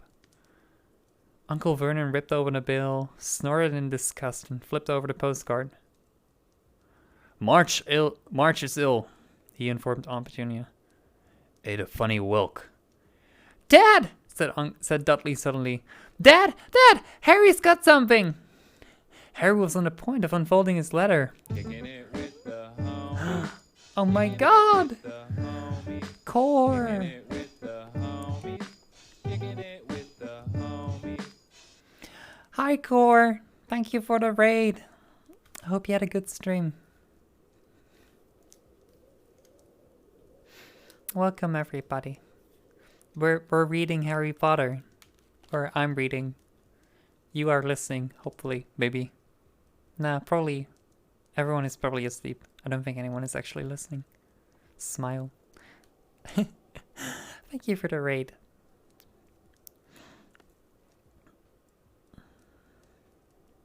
Showed us some new stuff you added to your VTuber setup. Oh, I gotta look at the props sometime. No fanfics. I'm sorry. I could do that at some point though.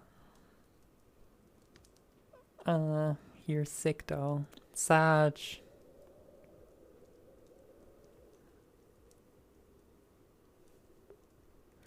At least Harry can slither and his sister isn't his. True.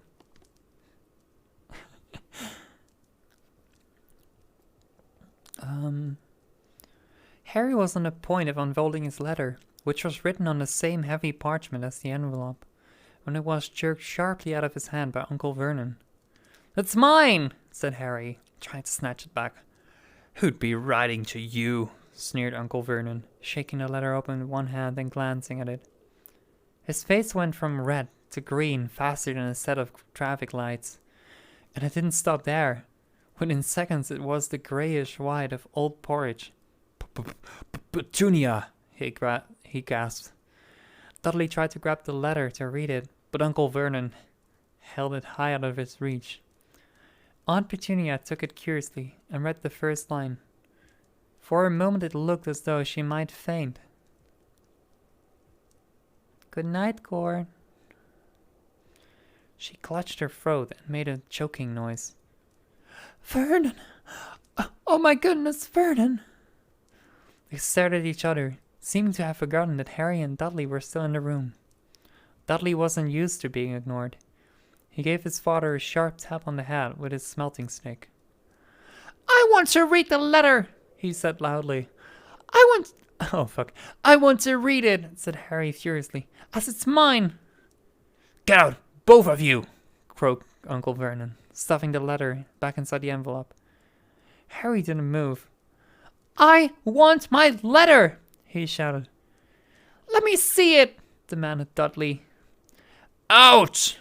roared Uncle Vernon, and he took both Harry and Dudley by the scruffs of their necks and threw them into the hole, slamming the kitchen door behind them. Harry and Dudley promptly had a furious but silent fight over who would get to listen at the keyhole. Dudley won, so Harry, his glasses dangling from one ear, lay flat on his stomach to listening at the crack between the door and floor. "Vernon," Aunt Petunia was saying in a quivering voice, "look at the address. How could they possibly know where he sleeps? You don't think they're watching the house?" Watching, spying, might be following us, muttered Uncle Vernon wildly. "But what should we do, Vernon? Should we write back? Tell them we don't want..." Harry could see Uncle Vernon's shiny black shoes pacing up and down the kitchen. No, he said finally. No, we'll ignore it. If they don't get an answer, yes, that's best. We won't do anything. "But..." I'm not having one in the house, Petunia. Didn't we swear when we took him in we'd stamp out that dangerous nonsense? That evening when he got back from work, Uncle Vernon did something he'd never done before. He visited Harry in his cupboard.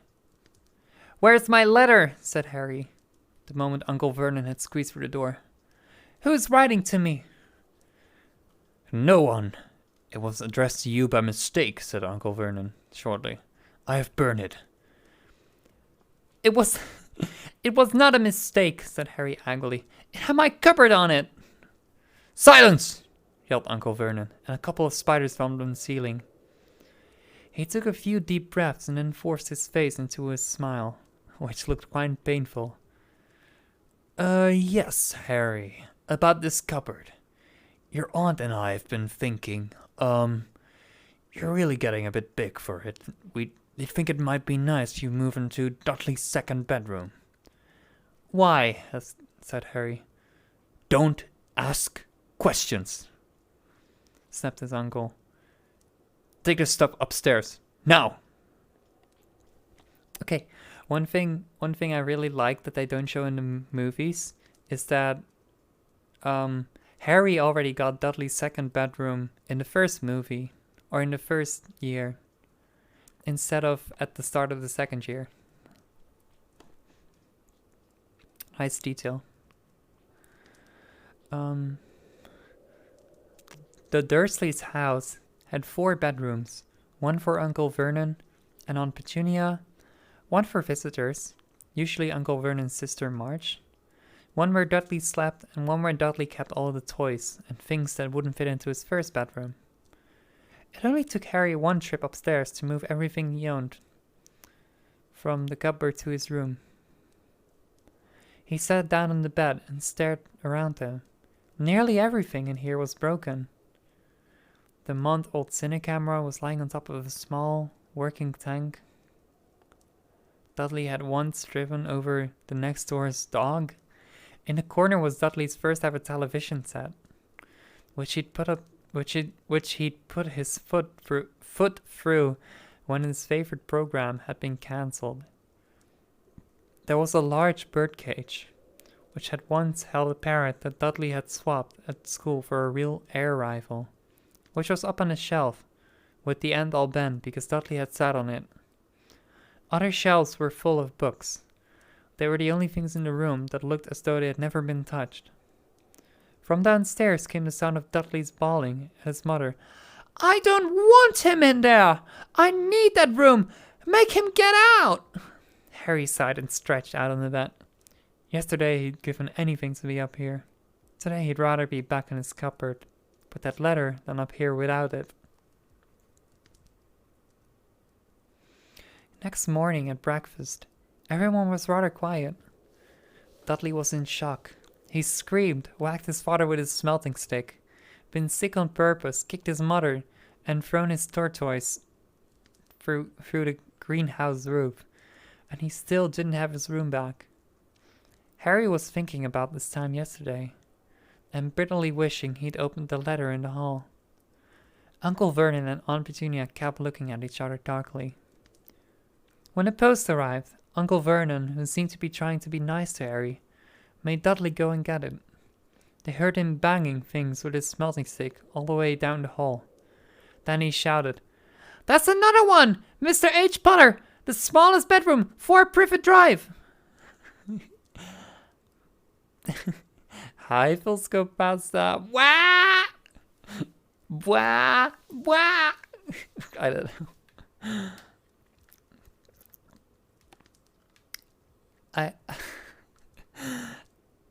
I can't do a good Margot impression. Margot actually sounds a lot like Walter when Walter goes crazy.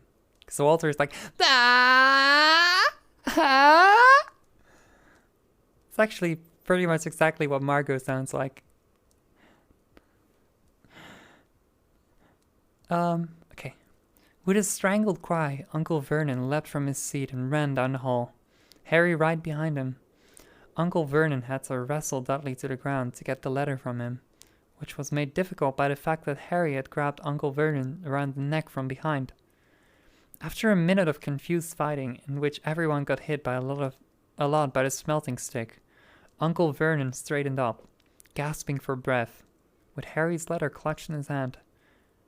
"Go to your cupboard! I mean your bedroom!" he whispered at Harry. "Dudley, go! Just go!" Harry walked round and round his new room. Someone knew he had moved out of his cupboard, and they seemed to know he hadn't received his first letter. Surely that meant they'd try again, and this time he'd make sure they didn't fail. He had a plan. The repaired alarm clock rang at 6 o'clock the next morning. Harry turned it off quickly and dressed silently.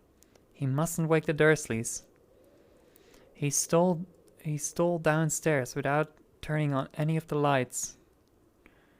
He was going to wait for the postman on the corner of Privet Drive and get the letters for number 4 first.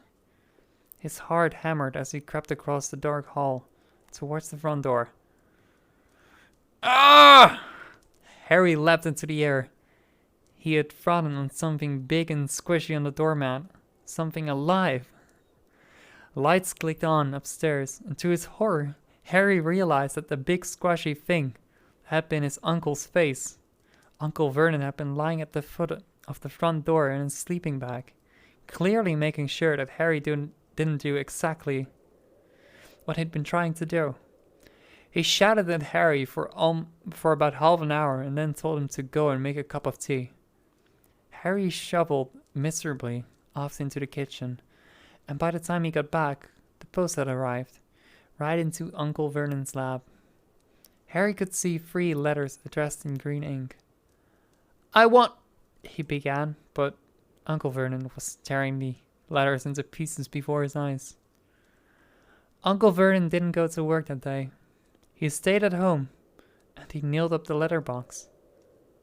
"See," he explained to Aunt Petunia through a mouthful of nails, "if they can't deliver them, they'll just have to give up."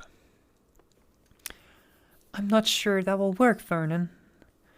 "Oh, these people's mind work in strange ways, Petunia. They're not like you and me," said Uncle Vernon, trying to knock in a nail with the piece of fruitcake Aunt Petunia had just brought him. On Friday, no fewer than 12 letters arrived for Harry. As they couldn't go through the letterbox, they had been pushed under the door, slotted through the sides, and a few even forced through the small window in the downstairs toilet. Uncle Vernon stayed at home again. After burning all the letters, he got out a hammer and nails and boarded up the cracks around the front and back doors, so no one could go out. He hummed "Tiptoe through the tulips" as he worked, and jumped at small noises. On Saturday, things began to get out of hand. 24 letters to Harry found their way into the house, rolled up, hidden inside each of the 24 eggs that their very confused milkman had handed Aunt Petunia through the living room windows, while Uncle Vernon made furious phone calls to the post office and the diary trying to... What? While Uncle Vernon made furious phone calls to the post office and the diary, trying to find someone to complain to. Aunt Petunia shredded the letters in her food mixer. Who on earth wants to talk to you this badly? Dudley asked Harry in amazement. On Sunday morning, Uncle Vernon sat down at the breakfast table, looking tired and rather ill, but happy. And no post on Sunday, he reminded them happily, as he spread marmalade on his newspapers. No damn letters today. Something came whizzing down the kitchen chimney as he spoke, and caught him sharply on the back of his head. Next moment, 30 or 40 letters came pelting out of the fireplace like bullets. The Dursleys ducked, but Harry leapt into the air, trying to catch one. Out! Out! Uncle Vernon seized Harry around the waist and threw him into the hall, when Aunt Petunia and Dudley had run out with their arms over their faces. Uncle Vernon slammed the door shut. They could hear the letters still streaming into the room, bouncing off the walls and floor. That does it, said Uncle Vernon, trying to speak calmly but pulling great tufts out of his moustache at the same time. I want you all back here in 5 minutes, ready to leave. We're going away. Just pack some clothes. No arguments. He looked so dangerous with half his moustache missing that no one dared argue. 10 minutes later, they had wrenched their way through the boarded up doors and were in the car, speeding towards the motorway. Dudley was sniffling in the back seat.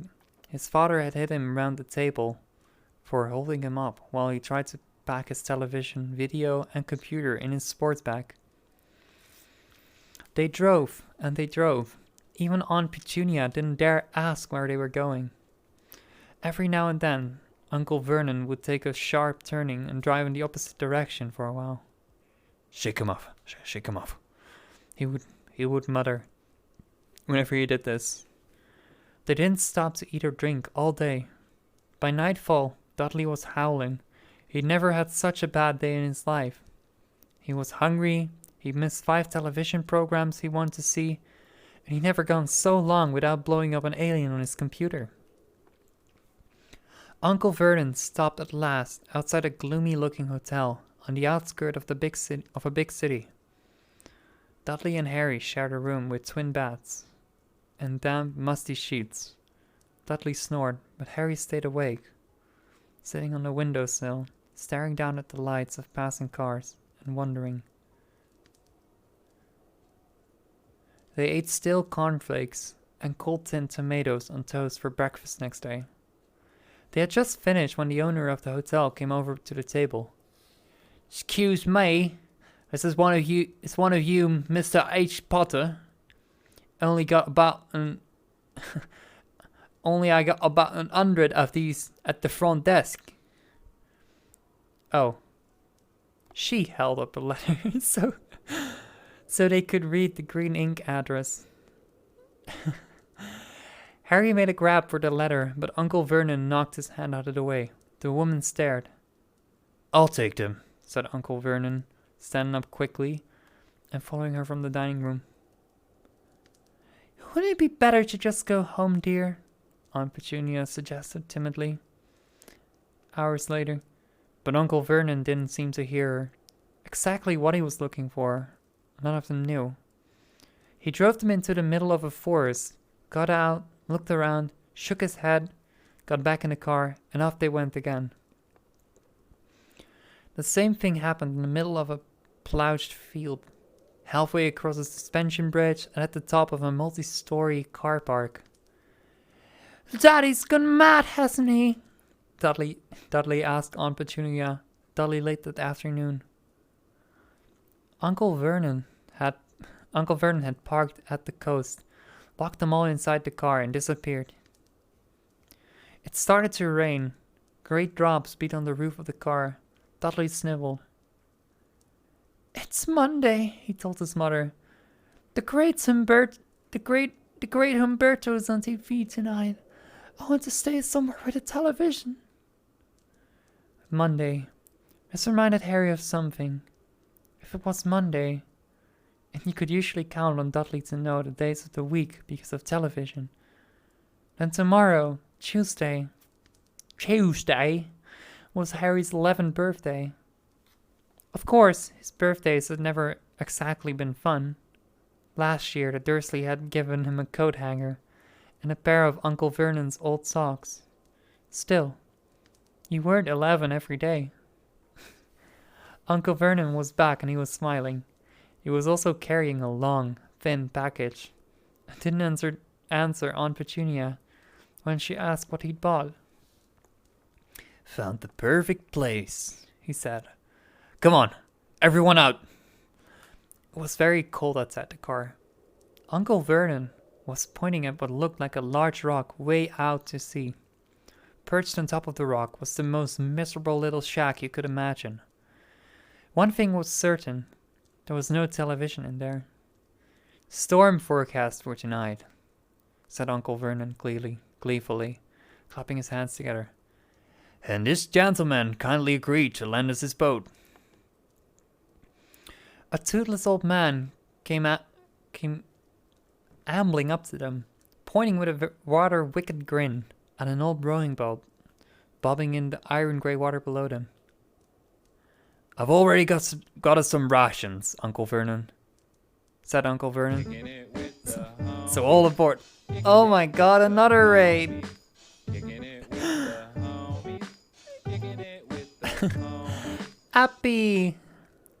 Thank you for the raid, Appy. Welcome, everyone. Hope you had fun. Oh my god, I'm just getting drowned in raids today. Thank you so much. Hope you had a good stream. I am reading Harry Potter because I want to improve my speech and reading skills. So I'm just gonna read and read it out loud. I think that might help.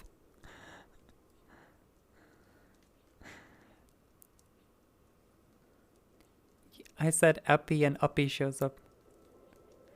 I'm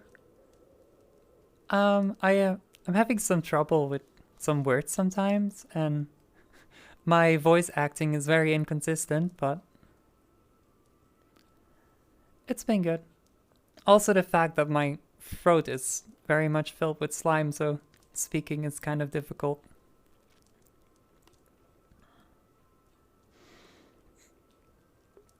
Tomorrow, wake up!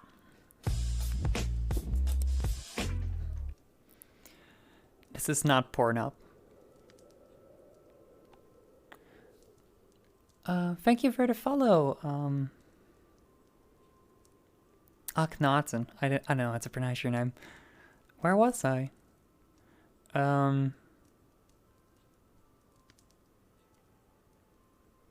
Less Netherlands, more British? No, that's not what I mean. I just mean that my voice acting is very inconsistent in terms of voices not being the same every single time.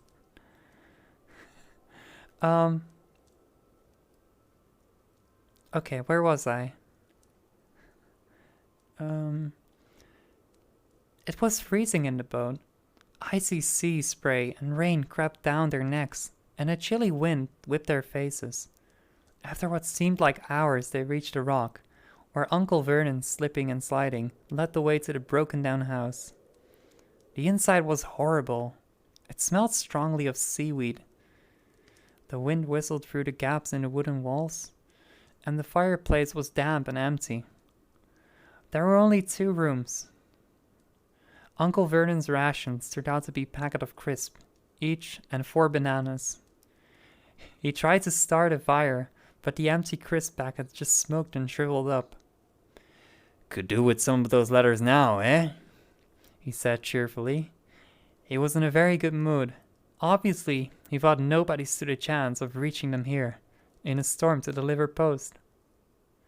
Harry privately agreed, though the thought didn't cheer him up at all. As night fell, the promised storm blew up around them. Spray from high waves splattered the walls of the hut, and a fierce wind rattled the filthy windows. Aunt Petunia found a few moldy blankets in the second room and made up a bed for Dudley on the moth-eaten sofa. She and Uncle Vernon went off to the lumpy bed next door, and Harry was left to find the softest bit of floor he could, and to curl up under the thinnest, most ragged blanket. The storm raged more and more ferociously, as the night went on. Harry couldn't sleep. He shivered and turned over, trying to get comfortable, his stomach rumbling with hunger. Dudley's snores were drowned by the low rolls of thunder that started near midnight. The lighted dial of Dudley's watch, which was dangling over the edge of the sofa on his fat wrist, told Harry he'd be 11 in 10 minutes' time. He lay and watched his birthday tick nearer, wondering if the Dursleys would remember it all, wondering where the letter writer was now.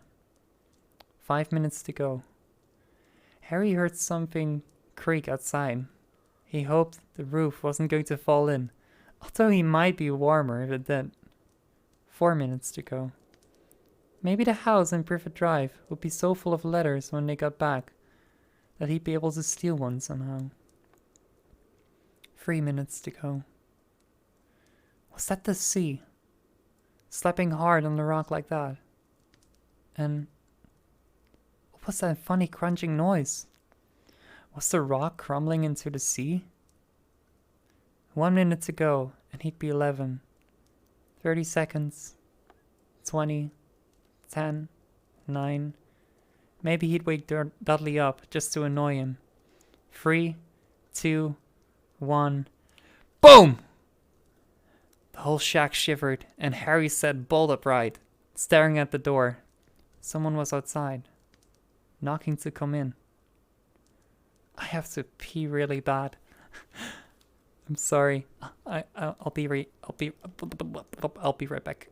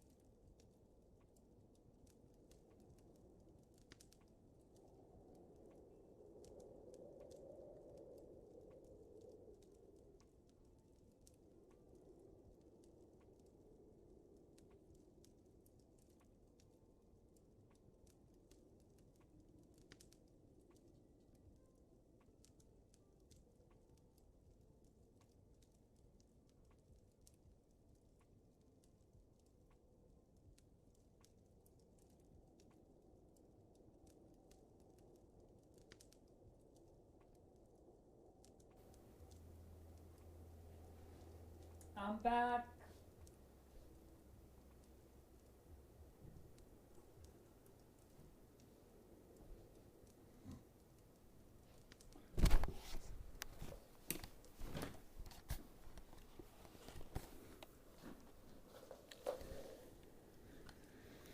Sorry for that. Happens sometimes. Like, sometimes you have to go to the toilet. It's a thing people do. Anyway. Boom! They knocked again. Dudley jerked awake. "Where's the cannon?" he said stupidly. There was a crash behind them, and Uncle Vernon came skidding into the room. He was holding a rifle in his hands. Now they knew what had been in the long, thin package he had brought with him. "Who's there?" he shouted. "I warn you, I'm armed." There was a pause, then smash! The door was hit with such force that it swung clean off its hinges, and with a deafening crash, landed flat on the floor. A giant of a man was standing in the doorway. His face was almost completely hidden by a long, shaggy mane of hair and a wild, tangled beard. But you could make out his eyes, glinting like black beetles under all the hair. The giant squeezed his way into the hut, stooping so that his head just brushed the ceiling. He bent down, picked up the door, and fitted it easily back into its frame. The noise of the storm outside dropped a little. He turned to look at them all. "Couldn't make a cup of tea, could ya? It's not been an easy journey." He strode over to the sofa where Dudley sat frozen with fear. "Butch up, you great lump," said the stranger. Dudley squeaked and ran to hide behind his mother, who was crouching, terrified, behind Uncle Vernon. "And here's Harry," said the giant. Harry looked up into the Veer's wild, shadowy face and saw that the beetle eyes were crinkled in a smile. "Last time I saw you, you was only a baby," said the giant. "You look a lot like your dad, but you've got your mum's eyes." Uncle Vernon made a funny rasping noise. "I demand that you leave at once, sir," he said. "You are breaking and entering." "Ah, shut up, Dursley, you great prune," said the giant. He reached over to the back of the sofa, jerked the gun out of Uncle Vernon's hand, and bent it into a knot as easily as if it had been made of rubber, and threw it into a corner of the room. Uncle Vernon made another funny noise, like a mouse being trodden on. "Anyway, Harry," said the giant, turning his back on the Dursleys, "a very happy birthday to you. Got something for you here. Might have said on it at some point, but it'll taste alright." Thank you for the follow, Popsy.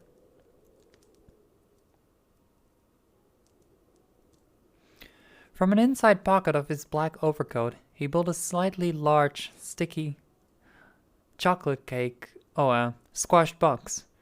Harry opened it with trembling fingers. Inside was a large, sticky chocolate cake with "Happy Birthday, Harry" written on it and green icing. Harry looked up at the giant. He meant to say thank you, but the words got lost on the way to his mouth, and what he said instead was, "Who are you?"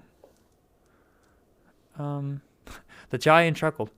"True, I never introduced myself. Rubius Hagrid, keeper of keys and grounds at Hogwarts." He held out an enormous hand and shook Harry's whole arm. "What about the tea then, eh?" he said, rubbing his hands together. "I'd not say no to something stronger if you've got it, mind." Hagrid's lines are going to be so hard to read. His eyes fell on the empty grate with the shriveled crisp packets in it, and he snorted. He bent down over the fireplace. They couldn't see what he was doing, but when he drew back a second later, there was a roaring fire there. It filled the whole damp hut with flickering light, and Harry felt the warmth wash over him, as though he'd sunk into a hot bath. The giant sat back down on the sofa, which sagged under his weight, and began taking all sorts of things out of the pockets of his coat. A copper knife, a copper kettle, a squashy package of sausages, a poker, a teapot, several chipped mugs, and a bottle of some amber liquid, which he took a swig from, before starting to make tea. Soon the hut was filled of the sound and smelling of sizzling sausage. Nobody said a thing while the giant was working, but as he slid the first 6 fat, juicy, slightly burned sausages from the poker, Dudley fidgeted a little. Uncle Vernon said sharply, "Don't touch anything he gives you, Dudley." The giant chuckled darkly. "You great button of a son. Don't need fattening any more, Dursley. Don't worry." He passed the sausages to Harry, who was so hungry he had never tasted anything so wonderful. But he still couldn't take his eyes off the giant. Finally, as nobody seemed about to explain anything, he asked, I'm sorry, but I still don't really know who you are." The giant took a gulp of tea and wiped his mouth with the back of his hand. "Call me Hagrid," he said. "Everyone does, and like I told you, I'm keeper at keys at Hogwarts. You know all about Hogwarts, of course." No, said Harry. Hagrid looked shocked. "Sorry?" Harry said quickly. "Sorry?" barked Hagrid, turning to stare at the Dursleys, who shrank back into the shadows. "It's them that should be sorry. I knew you weren't going to get your letters, but I never thought you wouldn't even know about Hogwarts. For crying out loud! Did you never wonder where your parents learned it all?" Learned what? "Oh, what?"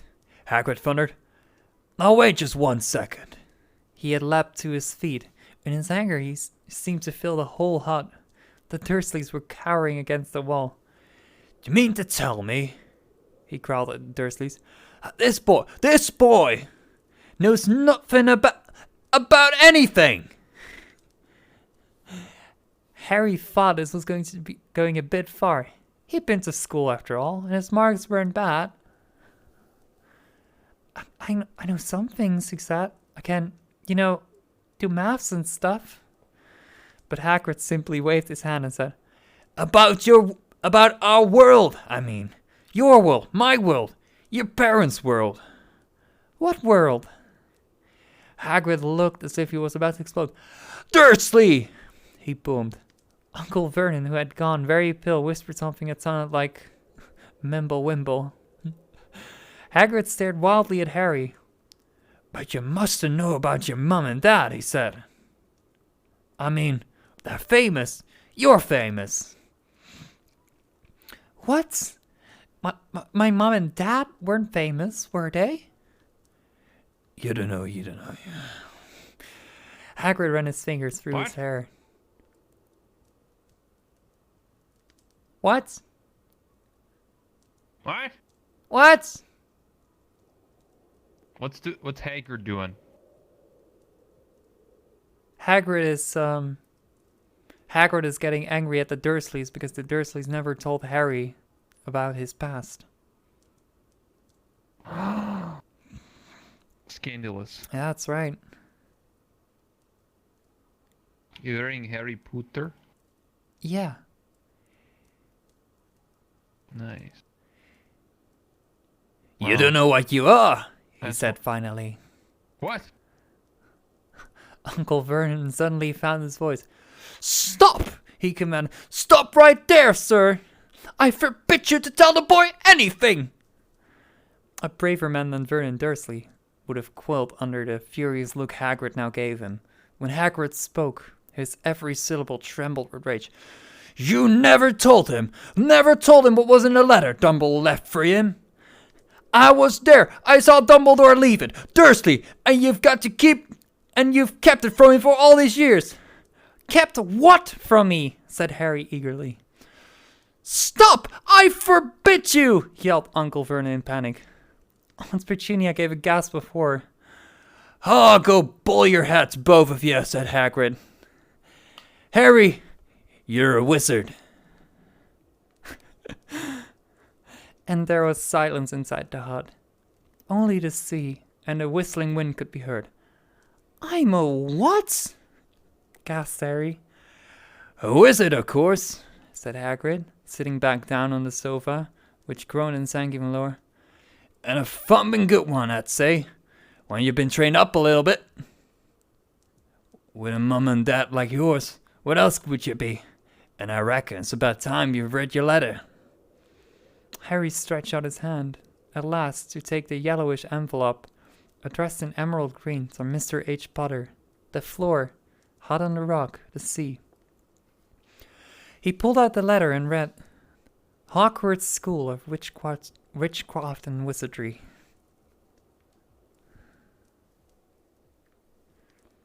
Is Rebel still here? You're still here. Pog. Yeah, of course. What are you doing?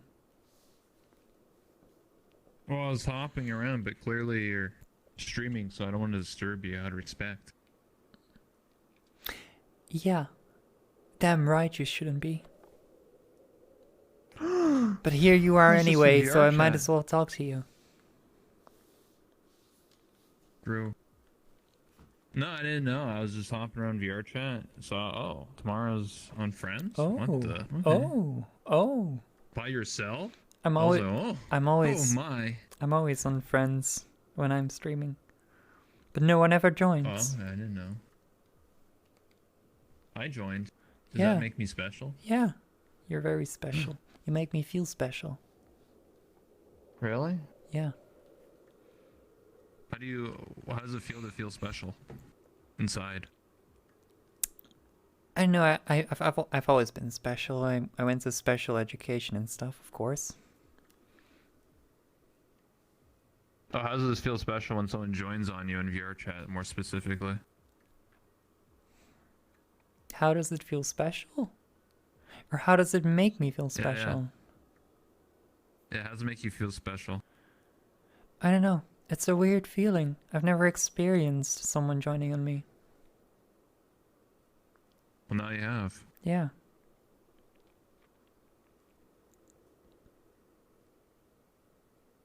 Well, if I was in VR, I would give you a head pat. But just one.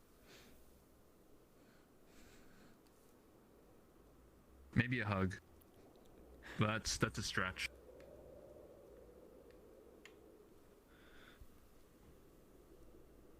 My desktop Phantom Sense. Oh my god, your desktop Phantom Sense. I'm really feeling it, Harry. Yeah. Yeah. Harry? Yeah. What? I'm not Harry. No, Harry. Harry Potter. Oh, Harry Potter. Yeah. You know, I think this avatar fits you perfectly. Yeah, it's pretty cute. Too bad I have to be really careful about not shoving it into the camera. Oh. Harry! Yeah. Yeah, I wouldn't do that, but, you know, it looks pretty good. Top tier. The red Yeah. and the white. Amazing. Incredible. It's because it's you tomorrow. Yeah, That's what makes it's all it because of special. me, not because of the avatar. The avatar is just a basic No, because bitch. you. Yeah, but you add to the character. See, if someone was me using my avatar, it wouldn't be me. It would just be a soulless corpse. True. I would be a soulless corpse looking at you.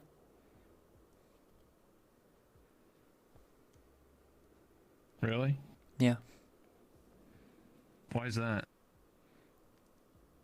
I don't know. Because I'm a soulless corpse, probably. Really? What if I give you more life to your soulless corpse? Are you gonna pump me full of life? Yeah, I'll pump you full life. Okay, okay. After stream In then. more than one way. Of course.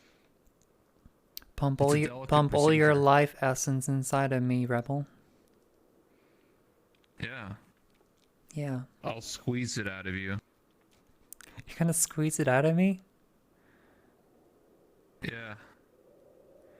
But you're supposed to put it in me, not squeeze it out of me. Or we can exchange life essence. That Yeah. works too. Yes. I have to squeeze your dead essence out and then put in my good essence. Soulless corpse. Choke me like you hate me, but you love me. Low-key wanna date me when you fuck me. Same. What? I was just talking about a hug. And when you give someone a hug, you squeeze out the negativity and you put Yeah. the positivity into them. Yeah, exactly. What else were you thinking? I don't know.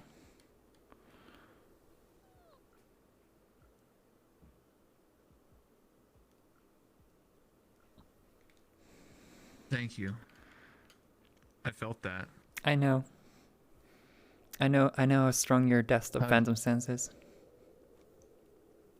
Thanks for noticing.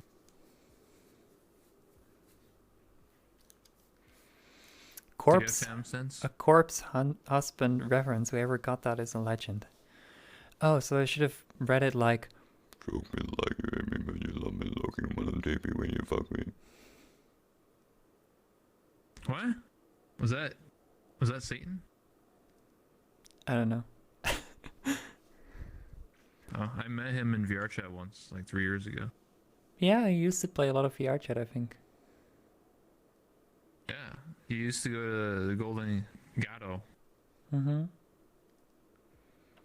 how I Golden met him. Gato. I didn't know who he was though. No. I think that's the best part. Of course- I didn't of course know who no he one- was. I still don't know who he is. I only know that he makes music. Well, yeah, I mean, like, I think this was before he really like took off. So like everybody else was like, "Oh, that's the guy who does the thing and does the music," and I was like, "He's just some dude, Mm-hmm. just chilling." Because I remember it was at a date night like 2 or 3 years ago, and some girl was like, "Oh my god, is that Corpse Lizard?" I was like, I'm really glad that I met Seer in that way. Because I would call Seer a friend. But I never knew who Seer was until I like actually looked him up. And it was like, oh shit, he's actually a pretty big YouTuber and streamer. What the fuck? Same with Hey MB. I met her in a public or like a Friends Plus like 4 years ago, and we were just hanging out. I was streaming, and then like the next day I wake up and I have like 5 DMs. I was like, what the fuck? Because no one ever DMs me back then. So I was like, what the hell? And all these people are like, oh my god, you met B? And she friend requested you? What the hell? Do you know who she is? I'm like, no. Like, he's a big YouTuber. And I was like, okay, so? Yeah, that's Like, it's like a lot of people I met, like I don't know, Seer, Will Neff, Space Boy. All those people are pretty big streamers, but I didn't even know them at all. So I got a very natural meeting with them. you're a pretty big streamer in my heart. Oh my god, thank you. Thank you. One day when I get close to course. partner, we need to have that interview so I get partner for sure.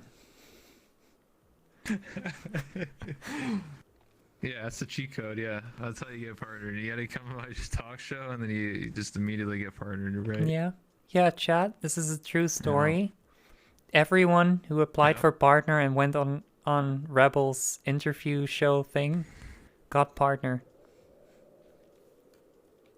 Yeah, I don't think everyone. That's Everyone. let's not exaggerate. Here. Everyone. And their mom. And their moms too. Yeah. As soon as their moms made a Twitch account, they were instantly partnered. Nice.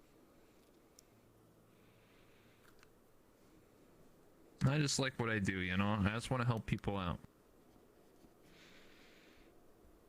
Give them Yeah. that little boost, you know? That's why I do it. I haven't actually seen. That's the truth. I haven't actually seen one of your interviews in forever. I did one like a couple weeks ago. Yeah, exactly. You used to do them like 3 or 4 times a week. Well, it's because my world's getting updated. It's well, it's finished now, but I'm reformatting it. If that makes sense. Oh right, you sent me an gosh. invite like a few weeks ago, and I never joined. Wow. I remember. I guess you'll never get the interview then. Yeah, I'm never gonna be at the point where I need the interview to push me to a partner. So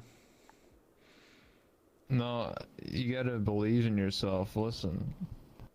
once streaming 4 I years. keep saying once I move out, I'm going to change, but I'm never moving out. So. I was like that. And Back in 2012. did you change when you moved out? Yeah, but I didn't move out until last year.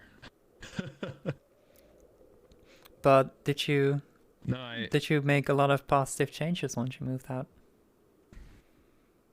Well, I live with my brother, but yeah, Pog. he works all day. Yeah, I did. I mean, I think you should work with what you got. I mean, the first 2 years of me streaming, I had no viewership. I had 5 years. That was every day for 2 years. There have been That's zero. a fact. There have been 0 advertisements for apartments this week so far. Mm. It's very nice. The market is very nice right now.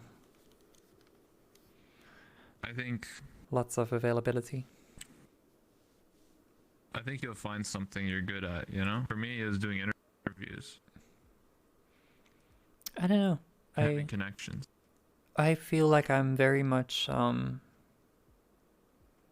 don't know what the word is, but like I hold myself back a lot. Lost.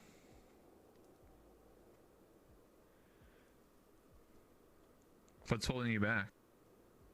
Like your family or They're not just like yourself? they're not like consciously holding me back, but it's mostly my head that's holding me back because of my family. Like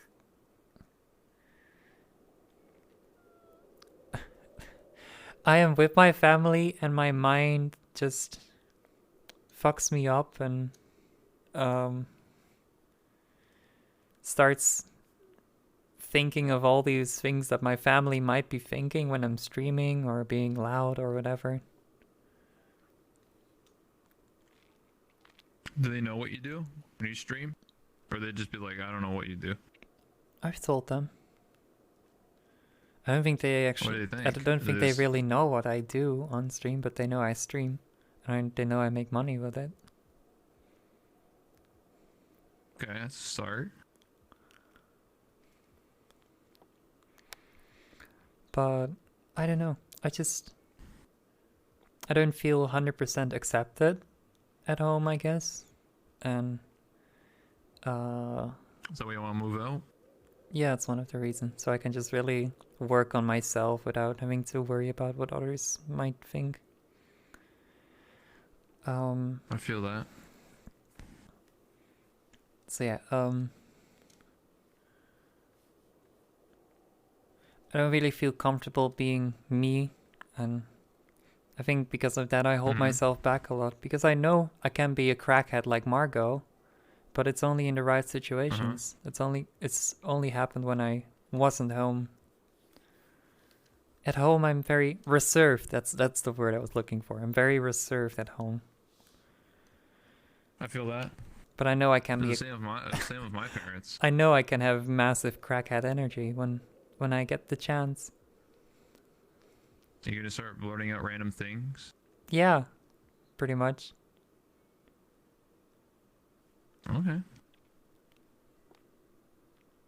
Well, hopefully in the near future, maybe this year it'll move out, and then you can be your true self. You'll turn Super Saiyan.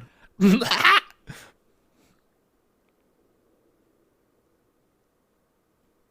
don't know. Is that the new meta? You just yell at random things like you got Tourette's or something?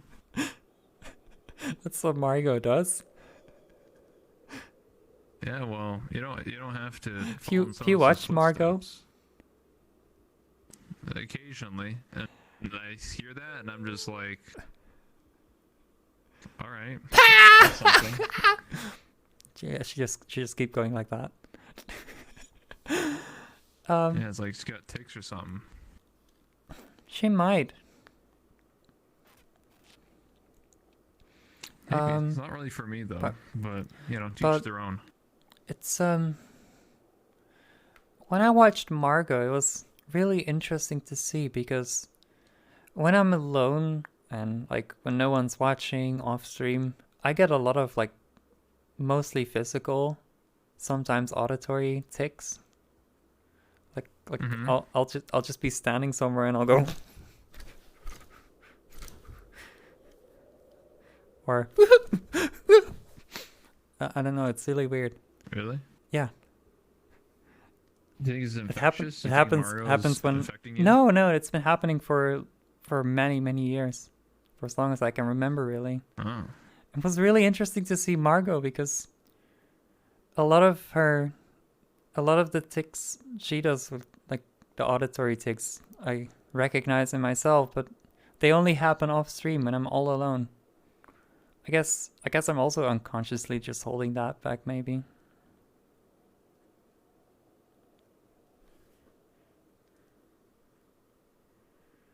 I don't know, it's weird. Makes sense. I really want to hear the next part of the story. What, with Harry? Yeah. I'm talking to my friend Rebel though. I mean my husband. Hey, I can go. What? I'm married? I'm your Since when? I'm like your 52nd wife. Yeah, one of them. One of the waifus. Yeah, somewhere in the 50s, I think. Mm-hmm. It was a good time. Hi, Press. He is really nice. When did I met you? Years ago. No, not years ago. Like 1.5 maybe. No, I wasn't in the Gator okay. 1.5 years ago. It was in the Gator. Probably. When I used to go. Probably like a year and 2 or 3 months ago. At the Gator?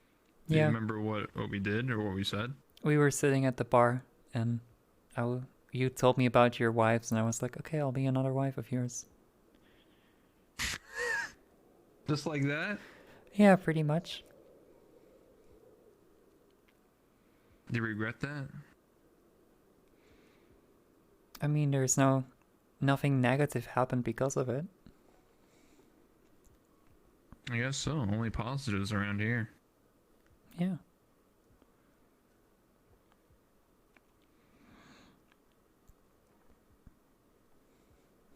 You still roleplay?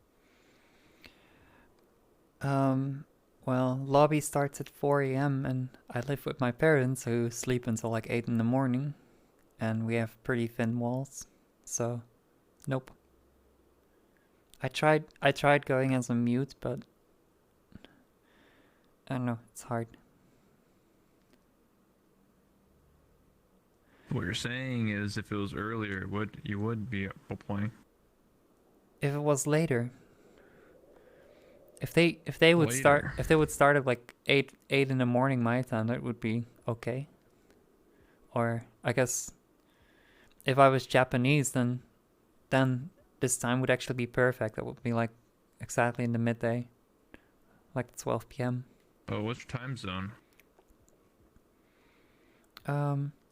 Rob starts at 12 p.m. Japanese time, so when midday starts. That's like perfect time for a You live in non-degen. Japan? I don't live in Japan. I said if I were Japanese, that would be perfect, but Oh, okay. Well, where are you from then? oh my god, hi Mark. Oh, hi Mark. Oh, hi, Mark. How's your sex life?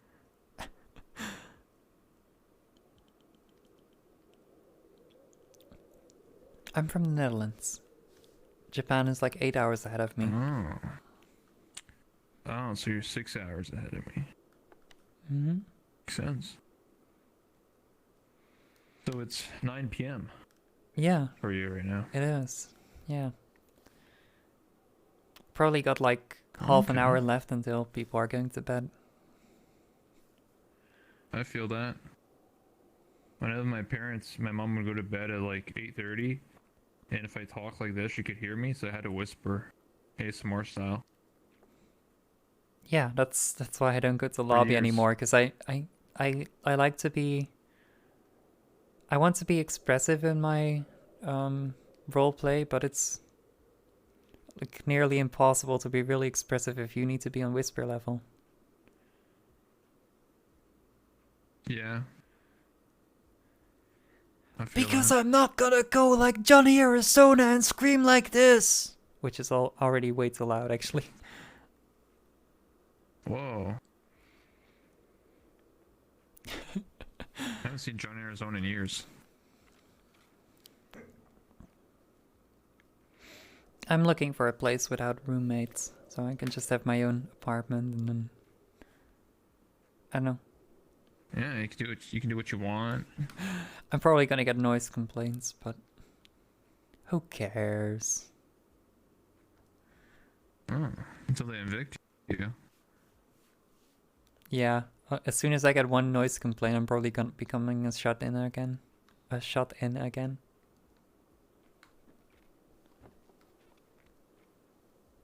Why are you supposed to make money then? I don't know. Start an NSFW Twitter and like Whoa. start an OnlyFans and just sell my body. Whoa. Or I buy followers, Whoa. primes, and viewers on u.to/knvpgw. Fuck is that? Mods! Mods! Mods! Mods! Where are all the mods? Mod? Thank you for the follow, Oh, Parasocial this is the bot Paradox. thing. Yeah. Yeah.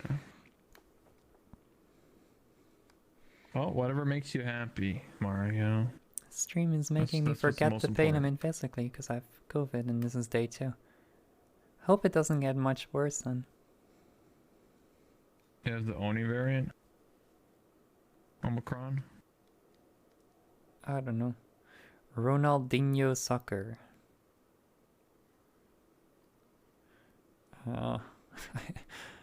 I couldn't see the band thing, so I just timed them out for a week.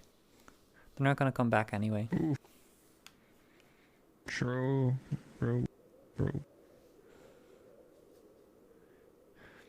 Just live with Dutch viewers? What do you mean? What the hell? What Why do you want to live with some mean? random person? What the hell? Vaccinated, Yeah, some random people. vaccinated and boosted? Pog. Then it shouldn't be that bad. I'm getting boosted next Monday. I got boosted last Sunday.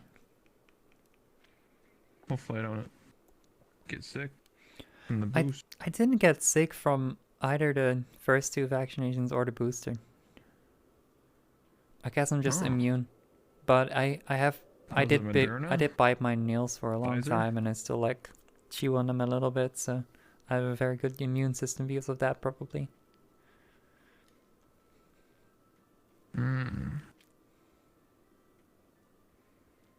Makes sense. Are you proud of Jade's? Because of her boobs? No, it's her surgery. Yeah, that's what I'm saying. Her boob surgery. Yeah, that's a big. Now she can poggies, you know?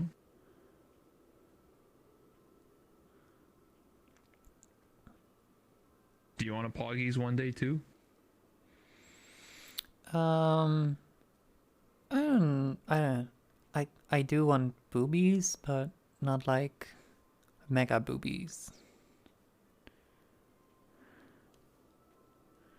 I don't think I would get Those surgery. aren't mega boobies. I'm like happy with like a B or C cup, I guess. Which Okay.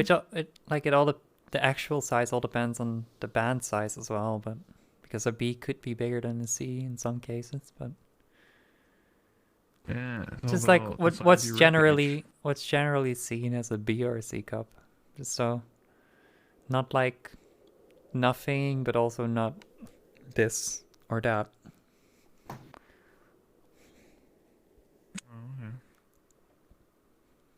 Listen, if a man's hand can hold an entire booba, then that's good for me, you know? A cup. I think the Omicron variant is a lot more infective but less severe. So Yes.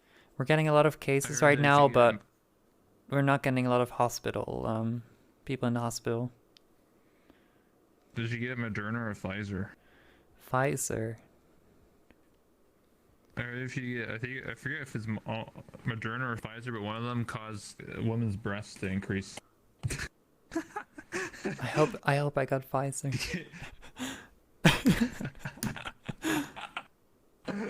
I saw that on Twitter, like it was just like on the news. Oh It was wow, like, such a reliable news vaccine. source, Twitter. I know. I was like, women reports getting bigger tits after getting the vaccine. I was like, what? Excuse me? I was like, Yeah, well I today was like, that's bullshit. It's today I learned that our government is trying to get full control of us. So. The 5Gs? No. We have in the Netherlands. We have you get like a QR code you can scan whenever you're vaccinated, and you need to show it to be allowed in restaurants and stuff. And that is their way to take away all of our freedom, and we will just keep complying. And in the end, they'll even like own our enjoyment and our happiness, and they'll own everything about us, our entire personalities and stuff like They that. won't own you in VR though. Haha, the metaverse, the true escape. Yeah, they already own me in Metaverse. I'm a little pet. Ooh. I thought I own you. Aren't I your husband or something? Yeah, you're the Metaverse. Sorry to break it to you. I'm the metaverse? No, please. I'm innocent. I have the blue pill. And you can forget all about all of this, go back to your life, or the red pill and see the truth. Well, you're a red dragon, so obviously the red pill, clearly. Oh, what? What the fuck? I'm gay now. You already were. No, I'm not. Yeah, you were. You literally play VR chat. Name one person in VR chat who isn't gay. All my friends are Lassie, who's asexual. Checkmate, atheist. Fuck. Got him. Name one person. Yeah. Name one person in VR chat who isn't LGBT.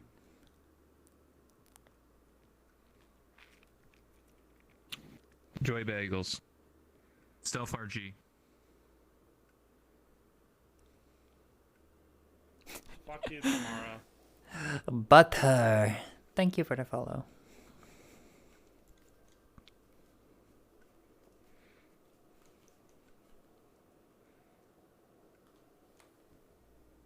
I don't know, I'm straight.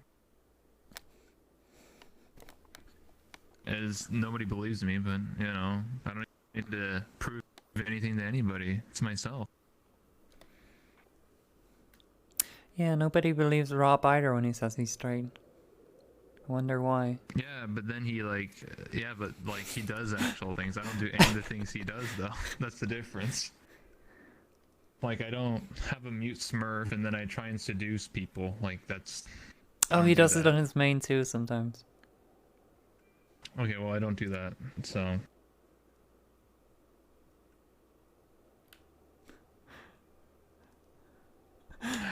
Before his mute smurf, he did it on his main. He would just become a mute on his Oh. main. He was actually never done that, really so- good at being a mute. I wish It's he'd 'cause just he's I wish surrounded by them, I wish so- he'd just shut up more.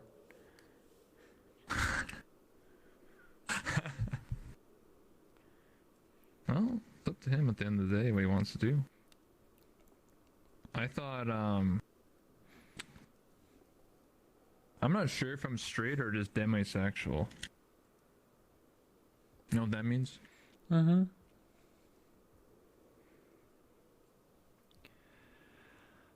I don't know. I just I hadn't dated. I just like whoever I like, really. I don't really label it. For me, I have a lot of friends, but people that I actually love, I can count on less than one hand.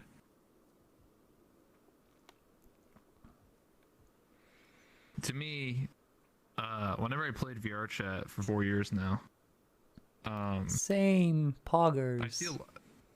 I see a lot of people jump into relationships like they're two horny bunnies, and I was never like that. I was just like, how could you just like ERP with someone that you barely know? It's almost like a one night stand, right? Just like IRL. I was just like, I'm not into that. Like, and Someone comes to mind. I'm not gonna say their name. of course not. But the point is that Those a lot who of people know, get, like, know. really like, yeah, or like people get really cuddly with people that they barely know. And I understand it, to each their own, but I never was like that. I've probably cuddled with less than 5 times in the last 4 years I in like VR chat.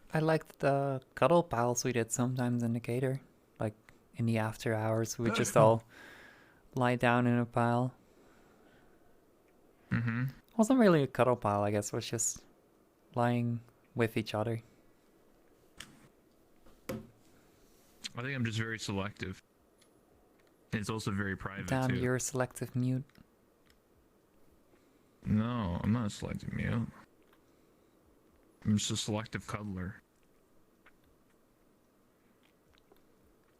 Yeah, because I want to actually feel something for the person emotionally and physically. And if I don't have either of those two connections, it's just like you're just a friend to me. You know, you're not. You know, it takes these things. They take time. You know, I can't just meet someone immediately. Just be like, yeah, let's bang. Like that's Oh, you can. just out of the question. Oh yeah. I mean, you definitely With can, who? but you I won't. could, but I don't want to. Yeah, I won't. So I think that's inappropriate. Because I feel that having a connection to someone emotionally makes it better. If it's just some random person, then I feel nothing. It's like a corpse. If you know the person, there's an emotional connection. Trans people are the best to cuddle? Why trans people specifically? Yeah. What was that supposed to mean? That's interesting. Huh? It's interesting. That sounds like a personal thing. Because I've cuddled with people from all over the place. Well, so I don't understand that question or like that statement. My ex was trans too. Nice. The last person I dated was 4 years ago in VR chat, and they cheated on me. Damn. With someone else in VR With a chat? bigger streamer. Damn. Yeah. Yeah. And it was live streamed to like 15,000 people. Damn. Damn. That's rough. That's okay. I Oh, my ex broke up with me on my anniversary, and then like a year later she came to my birthday in VR chat, and since then she's been spending like 18 hours a day in VR chat every day. She's on like what the hell? 7 or 8,000 hours now, and she started playing in September 2021. No, it's 22. 2020. Oh my god. Addict. Yeah. Kind of like lost her university and stuff over it. That's crazy. But she said I never was like that. she says she's very thankful for me for that I got her into VR chat, because she says she learned a lot about people, relationships, things like that. Well, at least there's a silver lining.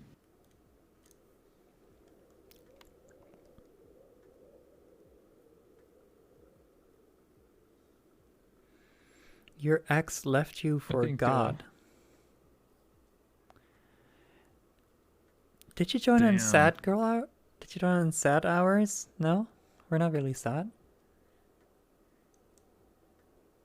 No, I'm not sad. We're not Just sad. mellow. I mean, I don't care about the girl that maybe cheated on me. maybe Chad is sad, but I'm not sad. We left on, we split on good terms, and we're still talking. Nah, my ex was a hoe. Damn. Like, Holy it's shit. okay, though, 'cause what? Oh god. My sound broke. I have to restart You my can't hear me no more? Oh, I can hear you. Please don't talk, it's very loud. I have to restart my voice meter.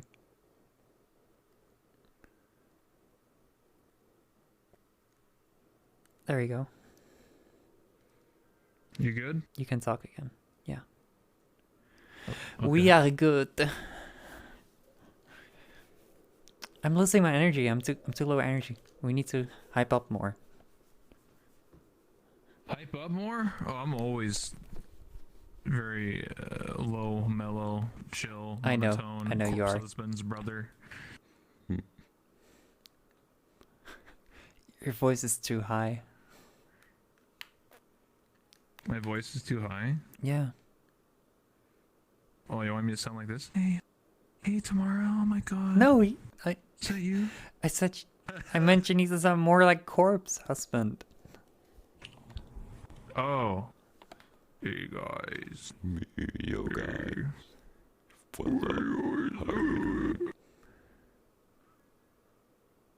Listen, we can't make fun of him, okay? That's a medical condition. Rebel's more like moist critical. Moist critical. Yo, what's up, guys? Today we're gonna react to this video of this woman freaking out in the supermarket. Yeah. Like I don't really understand why people do this. It's like so incredibly stupid. And Hey, I'm gonna rate all my favorite dildos today. This one's pretty good. Tastes like a cherry lop, pretty good. This one tastes like banana. yeah, That's pretty that's good. what I've been waiting for, baby. Woo! I don't remember. Yeah, there you I don't go. remember exactly You what got he it. says. I love Doritos and Mountain Dew. I'm playing Halo 3. Kicking it with Another raid? Jesus Christ. Just keep getting raids left and right today. kicking it with the homies. You're so popular. Yeah.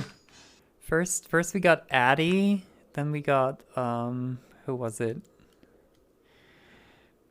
First we got Addy, and then we got Cora, I think.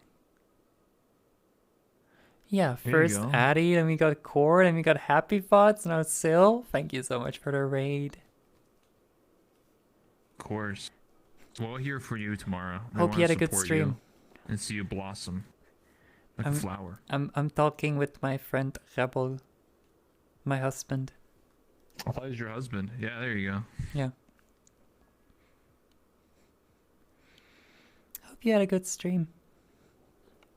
I was reading Harry Potter, but that was like an hour ago. You can go back to reading Harry Potter. No, I like talking to you. Really? Yeah. What do you Does like that- about does talking that- about me? Does that fluster you? No. Damn. It does fluster me when people Why? say they like Yes. talking to me. Oh my god, because Tamara. Oh my god, you're talking to me? I Oh my I god. like Is it talking getting to you. hot in here? I like talking to you because I Holy- don't talk to anyone else ever. You really. Usually Really? people You are don't either talk to anyone else? usually people are either busy or just not up while I'm streaming. You can always slide in my DMs. So usually I don't really have anyone to talk to on stream. Apart from chat, You of can course. slide right in. You know, fully Vaseline from head to toe to tippy to toe. Go down that slide at 140 kilometers an hour right into my DMs. You know what I'm saying? Fuck you, Anonymous. What did Anonymous do? Those are Anonymous played the jump scare. Which was Oh my god. which was very quiet actually. I need to turn that up. Was it quiet? I can't tell. I think it was quiet.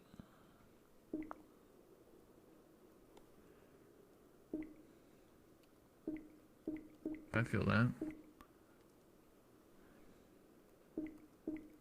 You know, I can lay down properly. See, there we go. Now I'm in the right position. Ooh, seductive. Yeah. That's gonna Now I gonna bring can in the viewers. smirk. Uh-huh. There. Now I'm smirking. Let's see. Log in with Talk to you Twitch. tomorrow. Thank you for the follow. Pawan. Yeah. Damn. Look at that. You tell me. So you tell me that no one wants to message you because they're all busy. Yeah, That's pretty kind much. of mean of them. But I message you Like people and I talk to you. are like sleeping or my god. What? Fuck you, Butter. I don't know why that one was louder. I didn't even turn it up yet. Oh, it's at 50%. Yeah, it needs to be much louder for it to actually jump scare me.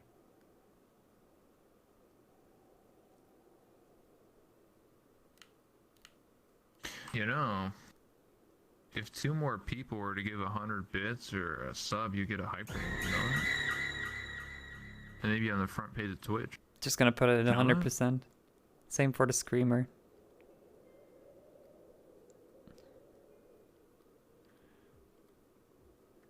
Any Prime gamers? Anyone?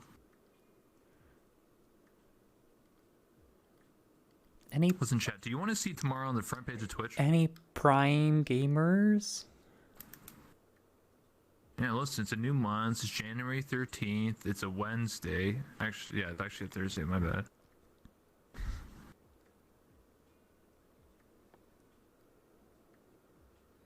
No, I like talking to people, Hi, I'm Rob Molecular, regardless of who aka they are. Rockinator, and I'm here to Especially tell you guys tomorrow, about this my beloved wife. cheese, which is really smooth and it feels really good. It was ridiculous. Thank you for the follow, Louis Lamba. Look, you're sitting here seductively and people are starting to follow and stuff. Wait, what were you talking about? I wasn't listening. Yeah. Oh, I was just confessing my love to my wife, but you know, that's Oh. whatever. Okay, yeah. Just do it again, lol. Yeah, of course. Oh, if I have to. No, I was just saying that you know, that I talk to anybody, regardless of who they are. Like, I don't care if the person streams or not. I just like talking to people. So when I go to like parties, events, I'll talk to everybody. I talked to you for a good while at the last party. I didn't. Yeah, at New I Year's. just like talking to people. Can we all take a Yeah, minute and and simp for D-Gen Ryan party. Reynolds? I don't know who that is. You know who Ryan Reynolds is? No. He's an actor. Plays Deadpool. Oh, I don't really like Deadpool. Was an okay movie. Hi, that guy. You. He's Canadian, like me. You're Canadian? Oh my god. Yeah, I know. That's why you're so nice. What? No. I'm just nice because there's too much hate in this world. And you should appreciate your fellow man or woman. I look in category and see this guy? You mean Rebel? Yeah, because that's my mod. Oh. He's a Yeah. stalker. Rebel's a bit of a sim for me. Really? Yeah. I gave you $0. You don't need to give money to be a simp. Really? Yeah, you can also just be I a guess I stalker. sent for every woman. Oh. How am I stalking you? I joined you. Yeah, exactly. You said you were looking at Oh, my fuck. profile and you saw I was in a friends only and that there was no one else here and you were like, ooh, it's the perfect time to join. Yeah, I want to join my friends and talk to them. Yeah, that's what I've been that's what I've been trying to do this entire Christmas holiday, but I didn't end up talking to anyone. Because everyone is always in private or declines my invites, or they're busy streaming, or they just don't know wall me, or they were at a meetup. A bunch of them were at a meetup. But I'm also not very good at like Oh. asking people to hang out. I'm very bad at that. But I made it my New Year's resolution to talk to more people. Well, you're already a step ahead now.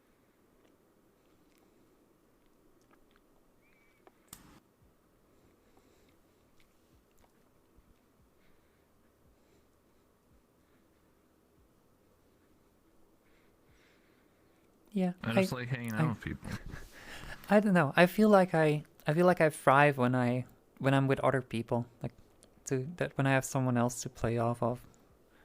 But usually people are sleeping or doing other things. We can always join those streamer lobbies, you know?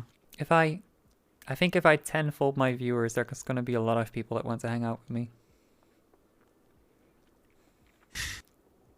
Why do you think that is? That's just the way the cookie crumbles. Really? So when your view count increases, more people just suddenly want to be like, oh, hey, Tamara. Yeah. Wow, haven't seen you in a while. Hey, you want to hang out? Oh my Be God. friends with me? I'm joking, but that honestly wouldn't surprise me.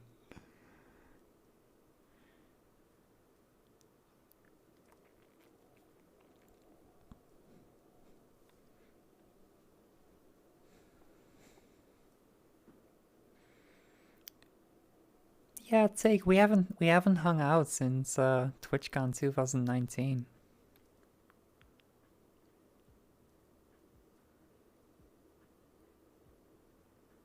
Oh, I'm answering a phone call. Unacceptable. Yeah. Me and Take met at, well, we met years ago, like back in like 2016. But we met IRL at TwitchCon 19. And apparently one of their friends is another friend of mine, which I didn't know until like right before TwitchCon. So that was very interesting.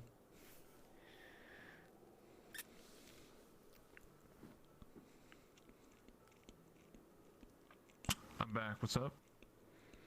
I was talking about how I've known Take for like 5 or 6 years at this point, and they also know one of my mods, which was very interesting. Oh, like personally?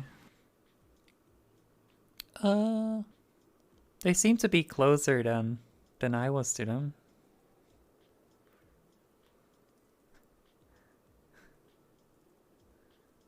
Okay. You were so awkward at TwitchCon? Don't worry, most people are awkward at TwitchCon. You fit right in with everyone else. NA? No, EU. And I want to go again this EU. year, because a bunch of people Meet are... up with Wolthon Hmm? and the boys? A bunch of people who'd from you, the... Who'd you meet at TwitchCon? Back then I mostly just walked around and I got knocked on the floor you by didn't have anyone. XQC. He was being Really? he was being an What the 80 fuck? he was being an ADHD Andy and like bursting through a crowd, and he just walked into me and I fell on the floor, and then Chance got me up. Did you say sorry? No, he just kept Oh. walking, and then Chance got me up. Wow, what a nice guy. Yeah, That should be your husband right there. He got you back up. on your Chance liked feet. my t-shirt. Very pog. What was your t-shirt? It's this shark flying through space, puking a rainbow with a cat with a cowboy hat riding on top of it. Hell yeah. But yeah, Well, maybe. like Crumpet, Happy, I think, Vor, Helena, Laser Shield, and a few others are all planning on going to EU TwitchCon. Eddie maybe. We'll have to see if that actually happens. We're in the middle of a Mhm. pandemic where 1 million people are getting infected every day. True. Over here we're... Oh my god, I'm so mad. So, over here we are at our all-time peak of cases, and we're in the middle of a lockdown. Kicking it with the Oh my homies, fucking god, another raid. with the homies, kicking it with the homies. Holy shit, that's like the Yeah, fifth... the Firefox Blue raid. It's like the 5th raid. Yeah, 'cause Firefox, thank you we're so all much. here for you tomorrow. So many raids FFB, today. so- I just wanted to do like a chill stream. Like, I didn't really expect anyone to be here. I just wanted to do a chill stream in the middle of the week to like get my mind off school for a bit. Thank you so much for the raid, Firefox. I hope you had a good stream. What was I talking about? Right, TwitchCon. no, I was talking about the lockdown. No, lockdown. Yeah. So we're at our all-time peak in cases, and we're also in the middle of a Mhm. full lockdown, or almost full lockdown. Only like grocery stores are open and pharmacies, that kind of stuff. Yep. Mhm. And tomorrow they're holding a press conference, and they're opening up Mhm. all the schools. All stores can open up again. And pretty much the only thing that needs to be closed is bars. Okay. We're literally at our all-time high right now, and they're opening everything up. It's kind of messed up. Yeah. But you know what? At least we have VR, so we can just hop into the metaverse and just chill, right? Yeah, but I don't want to go to school again. I just want to stay at home. Thanks for the follow, Grizzly. I hope you had a good stream, Firefox.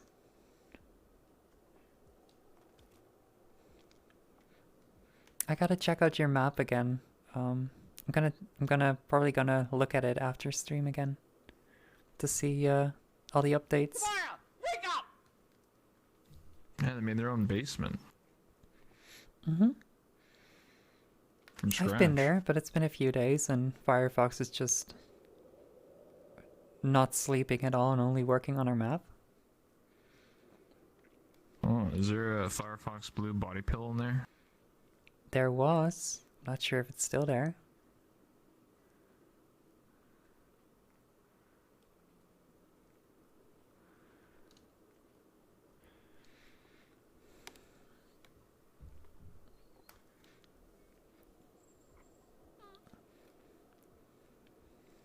Hey, Blue Fantasy. Carl smile. What other goals do you have for 2022? Okay, so one goal was talk to my friends more. Another goal is 1 second.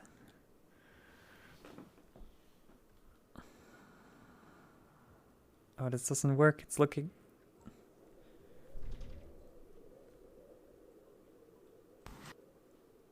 Okay. Oh shit, I just closed something. I'm not sure if I can actually take pictures with a stream camera on. No, you can't. You have to switch it to the photo camera and then take a picture. There we go. Another one was take more pictures and like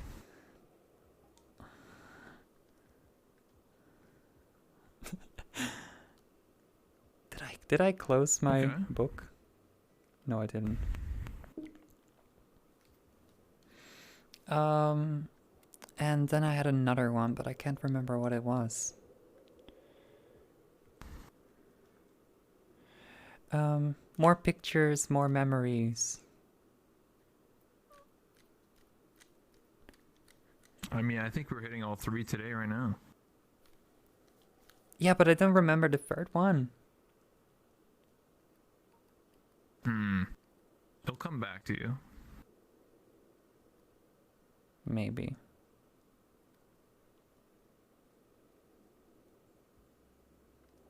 I don't know. Move out.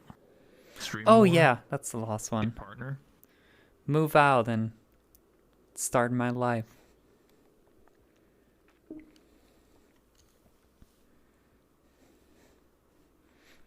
That was the one. Well, you're hitting 2 of the 3 already, so It definitely feels like the hardest one, the moving out, because it's completely RNG. The way they like sort the interested people for apartments is completely random. So they just have a list of everyone who signed up, then put it in a random order and start calling from the top. Really? Is that how that works in Netherlands? For like student apartments, it is. There's 3 different ways. One is based on both like a mix of how fast you replied and how long you've been trying to find something. Then What for are you going to school for then? for student apartments, it's the completely random order. And then the last one is if you go to a student house, so you just have a small room and shared kitchen, bathroom and stuff. That's based on if the current people who live there want you there, which is pretty fucked up and very bad for foreign students because nobody wants to have foreign students in their house. What's your major? Software development. Oh, you gonna fix I'm chat? making ERP today. I started an ERP assignment today. Enterprise resource planning? Yeah. Yeah, that's exactly what it is. Yeah, see, I'm smart. I know things. Enterprise resource planner. I have to make one of those. There you go. Or you just go to VRChat Publics and you can find it too. Yep.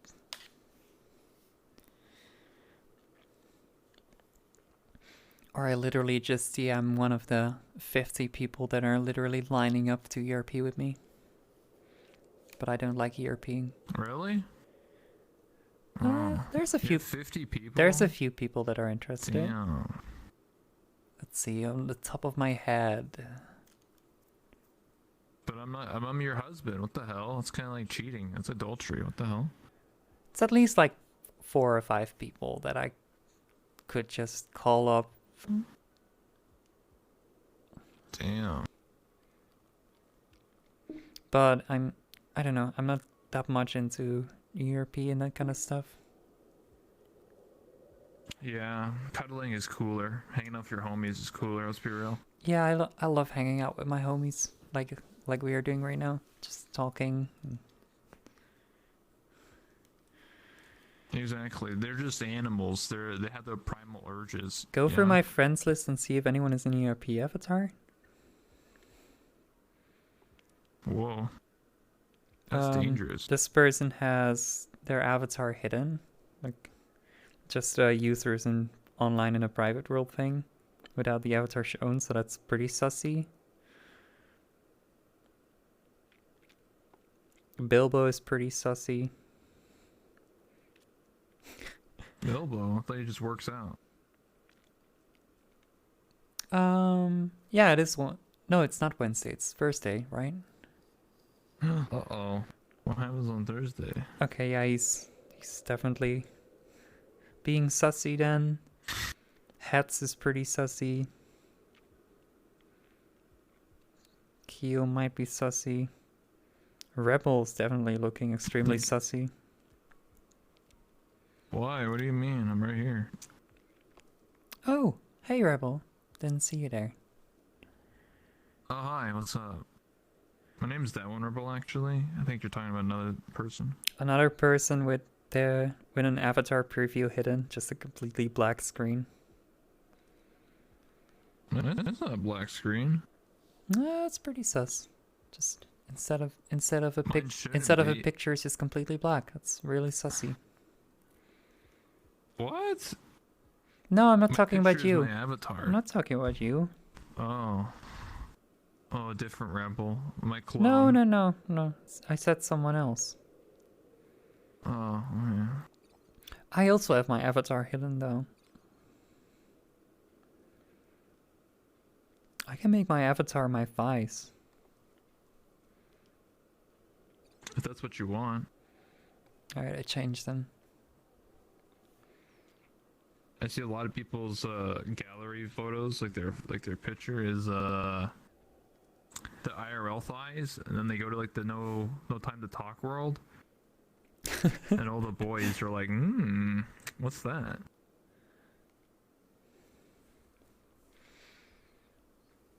Now it's my avatar's thighs.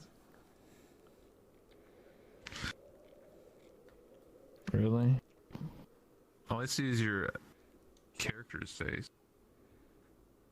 Really? Oh, you mean like you're in your social menu? Yeah. Oh, I see. Yeah, that's pretty sussy. Wait. If someone has a There you go. social menu, That's my no time to talk picture. there you go. No, you gotta put it on your above your head too. Oh, rebel thighs. Pog. Yeah, that's my emote.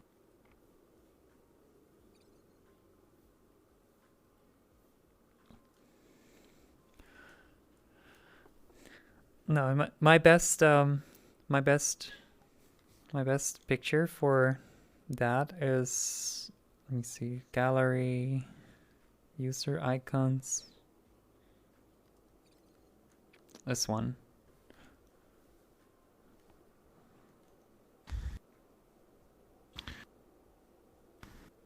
You can't hear? No hearing? You're deaf?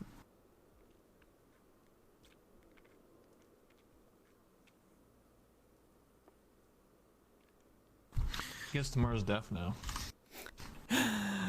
Oh my god. No, it's not a mute sign. It's a deafen sign.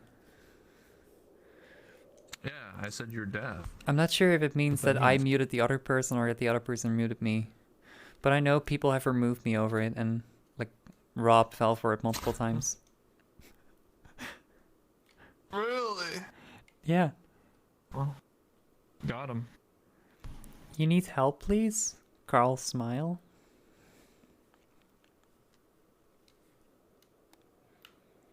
Where is Gunter?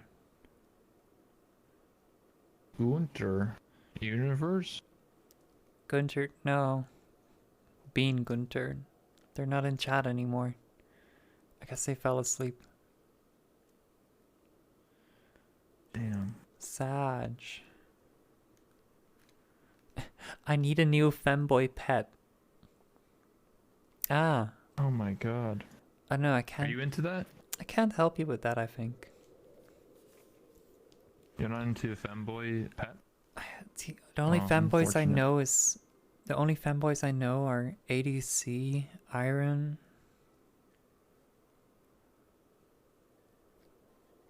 Yeah, that's about it. I thought Iron was transitioning.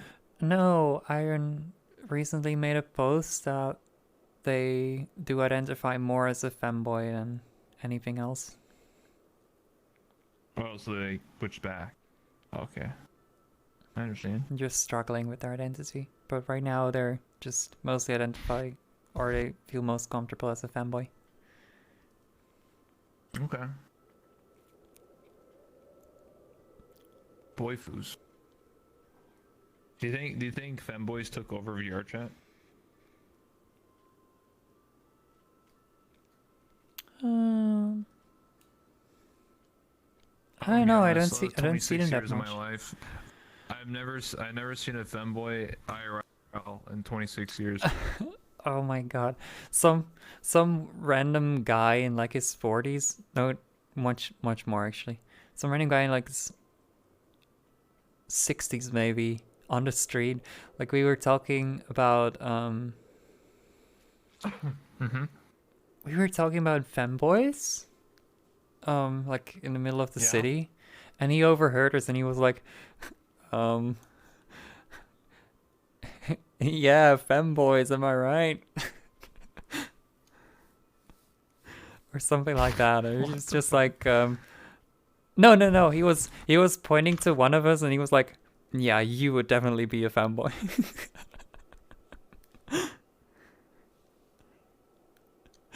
It's like some 60-year-old guy, and he knew what a femboy was. Like he's Dutch. He was just like, ja, jij bent zeker een femboy. My parents wouldn't know what that means. They'd probably say something offensive and be like, "What? I don't get it." What, the femboy? Is that like a trans version? They wouldn't even say that. I think that's what my mom would think probably. My parents who are in their 60s would say, "Femboy." Hardly know him. That they're like, is that a gay person? That's what they would say. I mean, usually they're gay.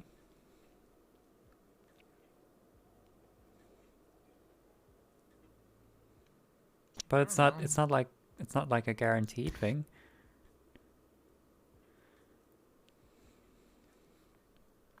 My mom would say, "I'm 63 years old and I've never met a femboy once in my life."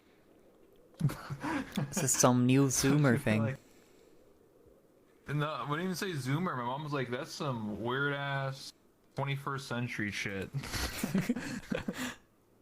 Yeah, exactly. It's Zoomer That's what my things. parents would say. Yeah, they'd just be like, "I don't get it." They're like, back in my day, everyone wore suits, went to the office, 9 to 5, went to the bar, smoked some ciggies, and went home to their wife. They'd be like, "What happened?" Thanks for the follow, FPS Nick. Back in my day. Back in my day, we That's didn't true. have no fanboys. All we did was barbecue with the neighbors. Uh-huh. Look at hot women drink beer. Yep, that's me. I'm not sure if I'm classified as a millennial. Tomorrow, wake up! Because some people say I'm not. I'm 26. Thanks for the follow, Magic Man. They're like, nah, you're born in 95. You're a Zoomer. I was like, dude, I don't even relate to these Fortnite kids. What are you talking about? Yeah, same. I'm 1998, but I'm like, I grew up with people that were like 2 or 3 years older than me, so I'm like, I always call myself millennial by proxy. Damn millennials. I do not my relate mind- to any Zoomer thing really. Like everything that Yeah. people say is very much Zoomer, I don't relate to. I relate a lot more to millennials because I've I always hung say- out with older people. I say if you're born in the 90s and before God, it's 9/11, Jason Bourne. You're a millennial. Anyone who's born after 9/11, I feel like they're just very different. Mm-hmm. That's the way I feel about it, anyway. Yeah, I usually just draw the line at like 2000. Yeah. Somewhere around there. Like if you didn't grow up with Nintendo 64, then what are you doing with your life? I didn't. I never had it in 64. I'm older than you. Yeah, Nintendo 64 came out in my Nintendo 64 came out. My cousin's got it. Yeah, it was released in my birth My year. cousin's got Like, a 64.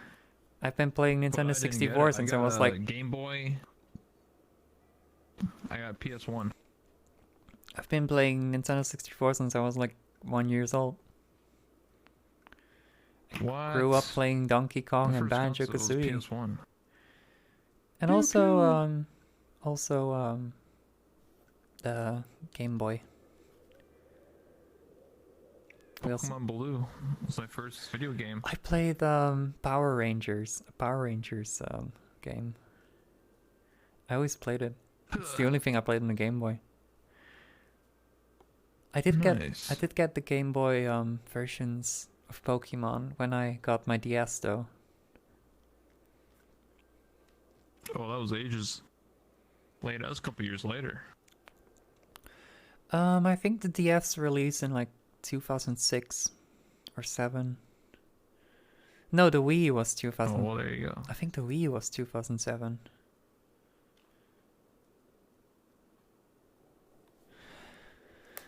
GameCube was 2003. I think the Wii was 2007.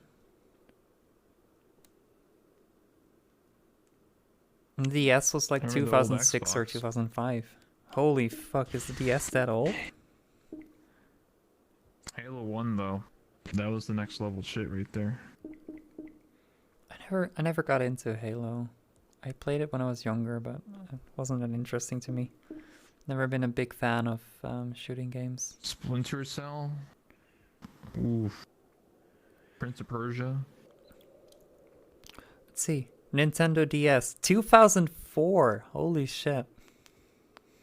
Yeah, I knew it was early, so it was not And the 2007. The 3DS that was was Halo 3. the 3DS was 2011, and then the Wii was 2007. Holy fuck! It's so long ago. It's 15 years now ago. we got VR. 2006 even. The Wii was 2006. That's 15 years ago. Yeah, I never owned a Wii. I owned a 360, which I got in 2006. I did not get a Wii U, no. I never saw it as a real console.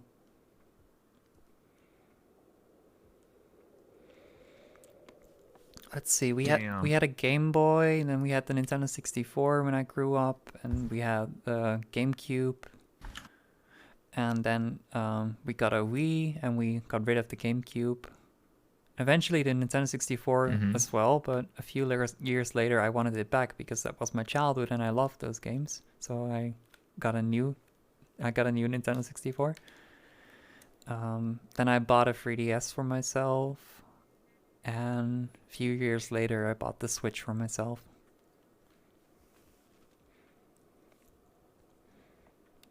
I've always been a There you go. Nintendo simp. Mostly Pokemon and Zelda. Never been a big fan of Mario games. Although Xbox for me. although 64, Sunshine and Galaxy are really good. I like the PC 3D games, I like the though. 3D platformer games.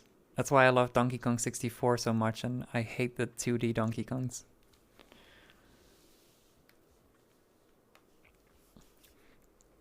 Three D platformers is just the best genre. Don't at me.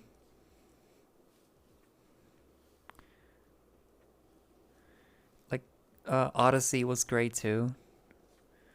Donkey Kong 64, Banjo-Kazooie, Banjo-Tooie. Those 3 games are all in my top 5.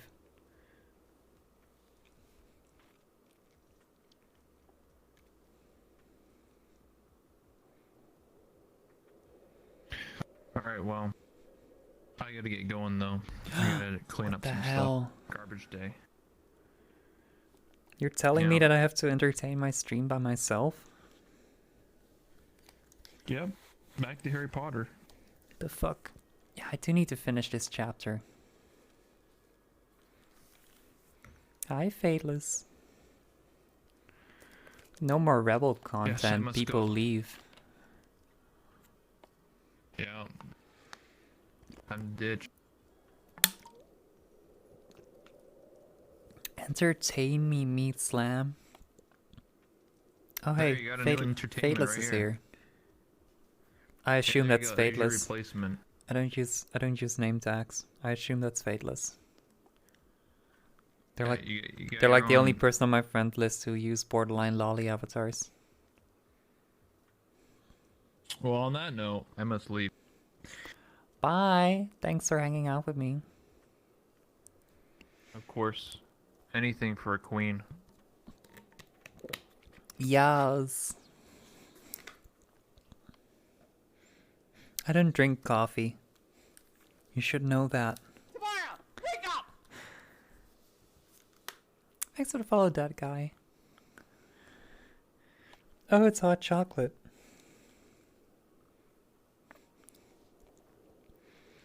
Alright. More Harry Potter, I guess. You got some hot chocolate. Time to get comfy again now that Rebel is gone.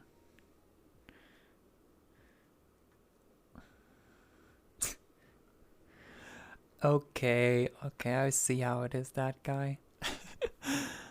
Thanks for sticking around, even if it was just to be with Rebel. Alright, where were we? Harry got the letter from Hagrid.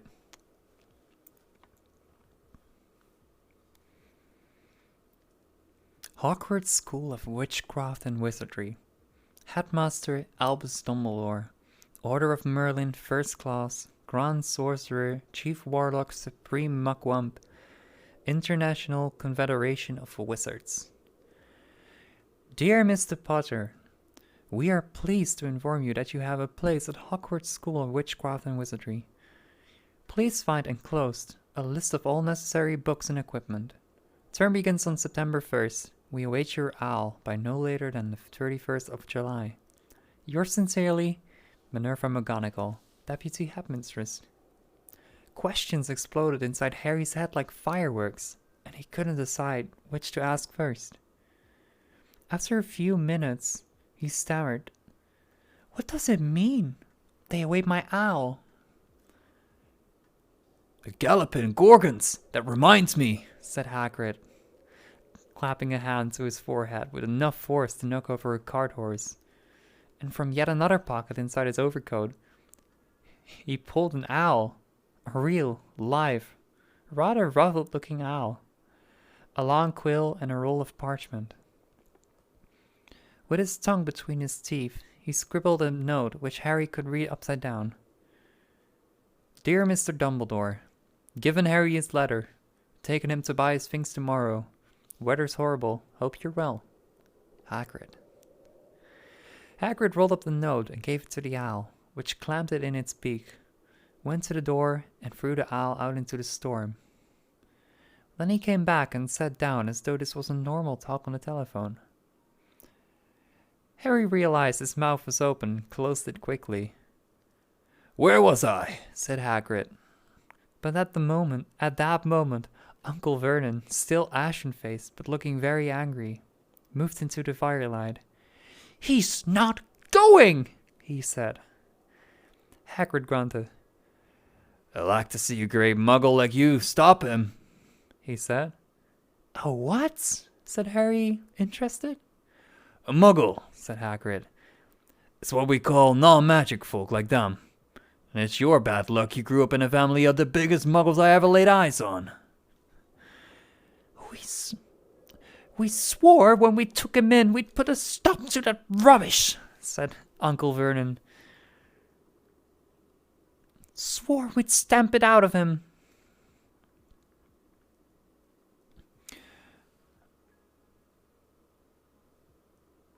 Wait, what?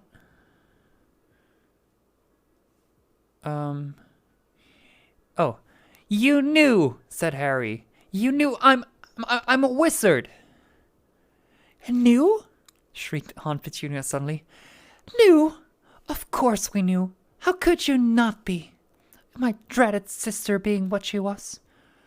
Oh, she got a letter just like that and disappeared off into at school and came home every holiday with her pockets full of frog spawn, turning teacups into rats. I was the only one who saw her for what she was, a freak. But for my mother and father, oh no, it was Lily this, Lily that. They were proud of having a witch in the family. She stopped to draw a deep breath and then went ranting on. It seemed like she had been wanting to say all this for years. And she met that Potter at school, and they left and got married and had you. And of course I knew you'd be just the same. Just as strange, just as abnormal. And then, if you please, she went and got herself blown up and we got landed with you. Harry had gone very white as soon as he found his voice. He said, Blown up? You told me they died in a car crash. Car crash? Roared Hagrid, jumping up so angrily that the Dursleys scuttled back to their corner. How could a car crash kill Lily and James Potter? It's an outrage, a scandal. Harry Potter not knowing his own story when every kid in the world knows his name. But why? What happened? Harry asked urgently. The anger faded from Hagrid's face. He looked suddenly anxious. I never expected this, he said, in a low and worried voice. I'd no idea when Dumbledore told me there might be trouble getting hold of you. How much I didn't know. Harry, I don't know if I'm the right person to tell you, but someone's gotta. You can't go off to Hogwarts not knowing.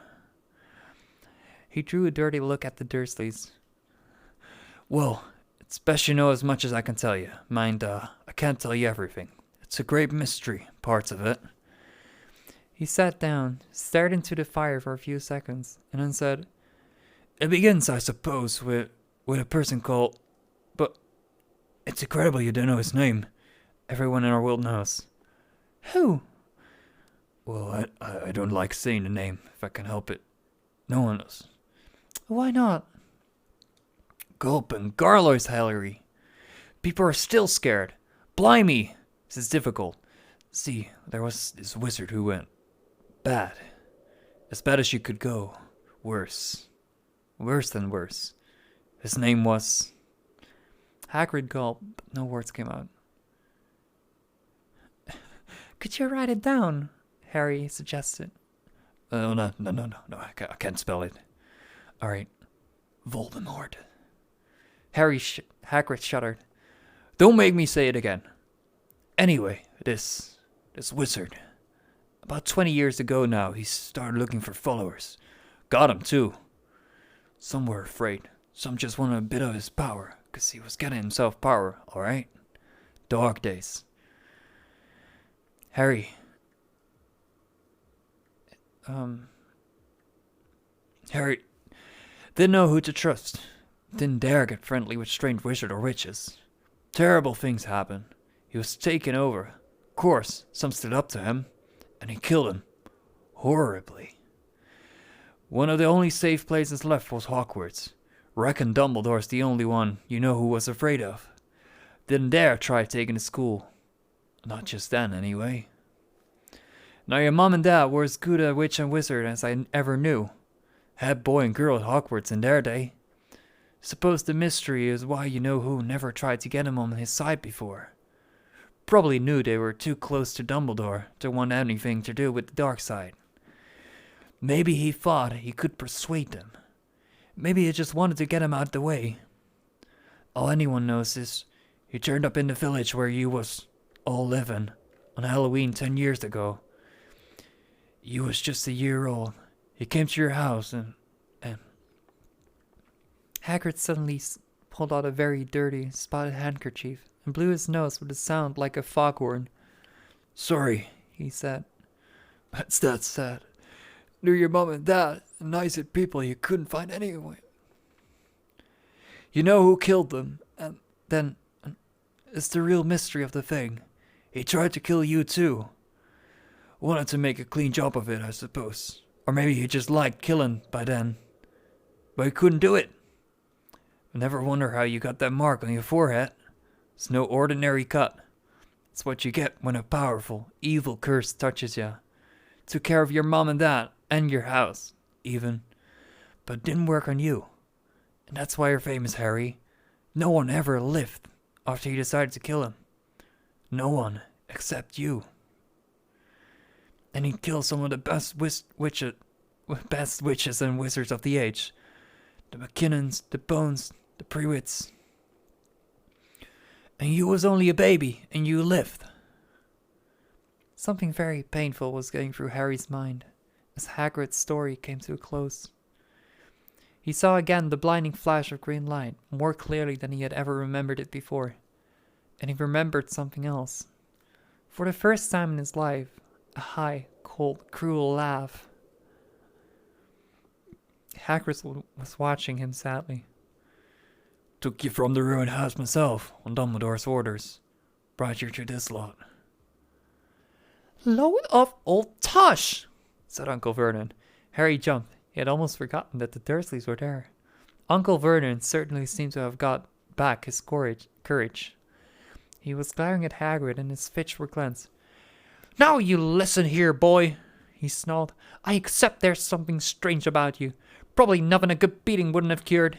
And as for all this about your parents, well, they were weirdos, no denying that. And the world's better off without them, in my opinion. As for all they got, getting mixed up with these wizarding types, just what I expected. Always knew they'd come to a sticky end. But at that moment, Hagrid leapt from the sofa and drew a battered pink umbrella from inside his coat, pointing at Uncle Vernon like a sword. He said, I'm warning you, Dursley. I'm warning you. One more word. In danger of being speared on the end of an umbrella by a bearded giant, Uncle Vernon's courage failed again. He flattened himself against the wall and fell silent. It's better, said Hagrid, breathing heavily and sitting back, down on the sofa, which this time sagged right down to the floor. Harry, meanwhile, still had questions to ask. Hundreds of them. But what happened to... Sorry, I mean, you know who. Good question, Harry. Disappeared. Vanished. Same night he tried to kill you. Makes you even more famous. It's the biggest mystery, see? It's getting more and more powerful. Why'd he go? Some say he died. Got swallowed, in my opinion.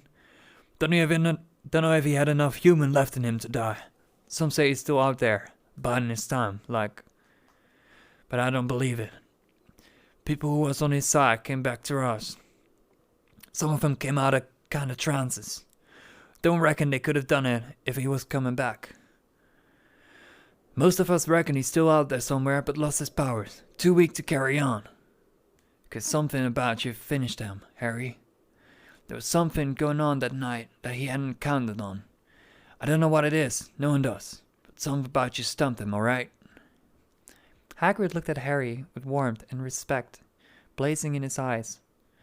But Harry, instead of feeling pleased and proud, felt quite sure there had been a horrible mistake. A wizard? Him? How could he possibly be? He spent his life being clouded by Dudley and bullied by Aunt Petunia and Uncle Vernon. If he was really a wizard, why hadn't they why hadn't they been turned into warty toads every time they tried to lock him in his cupboard? If he'd once defeated the greatest sorcerer in the world, how come Dudley had always been able to kick him around like a football? Hagrid, he said quietly, I think he must have made a mistake. I don't think I can be a wizard. To his surprise, Hagrid chuckled. Well, not a wizard, eh? Never made things happen when you was scared or angry? Harry looked into the fire. Now he came to think about it. Every odd thing that had ever made his aunt or uncle furious with him had happened when he, Harry, had been upset or angry. Chased by Dudley's gang, he had somehow found himself out of their reach. Dreading going to school with that ridiculous haircut, he managed to make it grow back. And the very last time Dudley had hit him, hadn't he got his revenge without even realizing what he was doing? Hadn't he set a boa constrictor on him? Harry looked back at Hagrid, smiling, and saw that Hagrid was positively beaming at him. See? Said Hagrid. Harry Potter, not a wizard. You wait. You'll be right famous at Hogwarts. But Uncle Vernon wasn't going to give in without a fight. Haven't I told you he's not going? He hissed. He's going to Stonewall High and he'll be grateful for it. I've read those letters and he needs all sorts of rubbish. Spell books and wands and... If he wants to go, a great muggle like you won't stop him, growled Hagrid. Stop Lily and James Potter's son from going to Hogwarts. You're mad! His first name been down ever since he was born. He's off to the finest school of witchcraft and wizardry in the world. 7 years there, and he won't know himself. He'll be with youngsters of his own sort, for a change. And he'll be under the greatest headmaster Hogwarts has ever had, Albus Dumbledore. I'm not paying for some crackpot old fool to teach him magic tricks, yelled Uncle Vernon. But he had finally gone too far. Hagrid seized his umbrella and rolled it over his head. Never, he thundered, insult Albus Dumbledore in front of me. He brought the umbrella swishing down through the air to point at Dudley. There was a flash of violet light, a sound like a firecracker, a sharp squeal, and the next second, Dudley was dancing on the spot with his hand clasped over his fat bottom, howling in pain. When he turned his back on them, Harry saw a curly pig's tail poking through a hole in his trouser. Uncle Vernon roared, pulling Aunt Petunia and Dudley into the other room. He cast one last terrifying look at Hagrid and slammed the door behind him. Hagrid looked down at his umbrella and stroked his beard. Shouldn't I lost my temper, he said ruefully. But it didn't work anyway. Meant to turn him into a pig, but I suppose he was so much like a pig anyway, there wasn't much left to do. He cast a sideways look at Harry under his bushy eyebrows. Be grateful if you didn't mention that to anyone at Hogwarts. I'm not supposed to do magic, strictly speaking. I was allowed to do a bit to follow you and get your letters to you. One of the reasons I was so keen to take on the job. Why aren't you allowed to do magic? Asked Harry. Oh, well, I was at Hogwarts myself, but I got expelled. To tell you the truth, in me third year, they snapped me wand in half and everything. But Dumbledore let me stay on as gamekeeper. Great man, Dumbledore. Why were you expelled? Oh, it's getting late. We've got lots to do tomorrow, said Hagrid, loudly. Gotta get up to town, get all your books and that. He took off his thick black coat and threw it to Harry. You can keep on to that, he said. Don't mind if it wriggles a bit. I think I've still got a couple of dormice in one of them pockets. Alright. That was the end of chapter 4. And my throat hurts a lot and it's almost time for where people go to bed. So it's about time I send you guys off to someone else.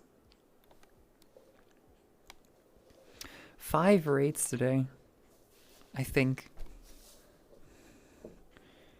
First rate was Addy, then Core, then Happy, then Sil, and then Firefox. Pretty wicked.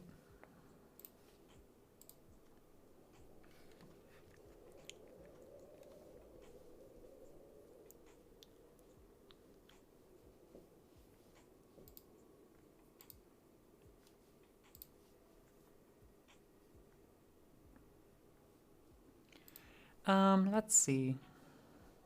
We've got Mango. Mango is being a coomer, as usual.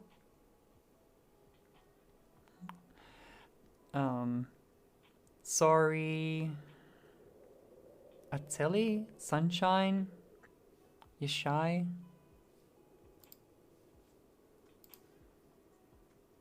Let's see. Sunshine is playing Smite, that's not that interesting. What's Sorry doing? Sorry is watching videos.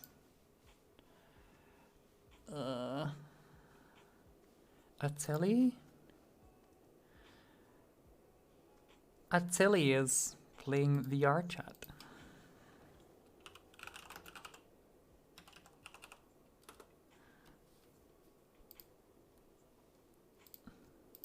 Let's see. / raid Ateli.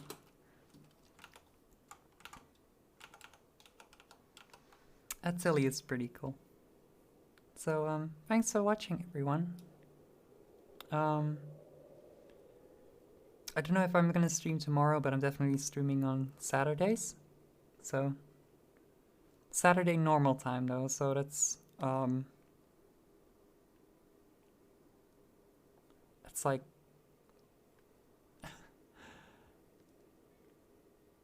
I don't know, it's like 8 hours ago.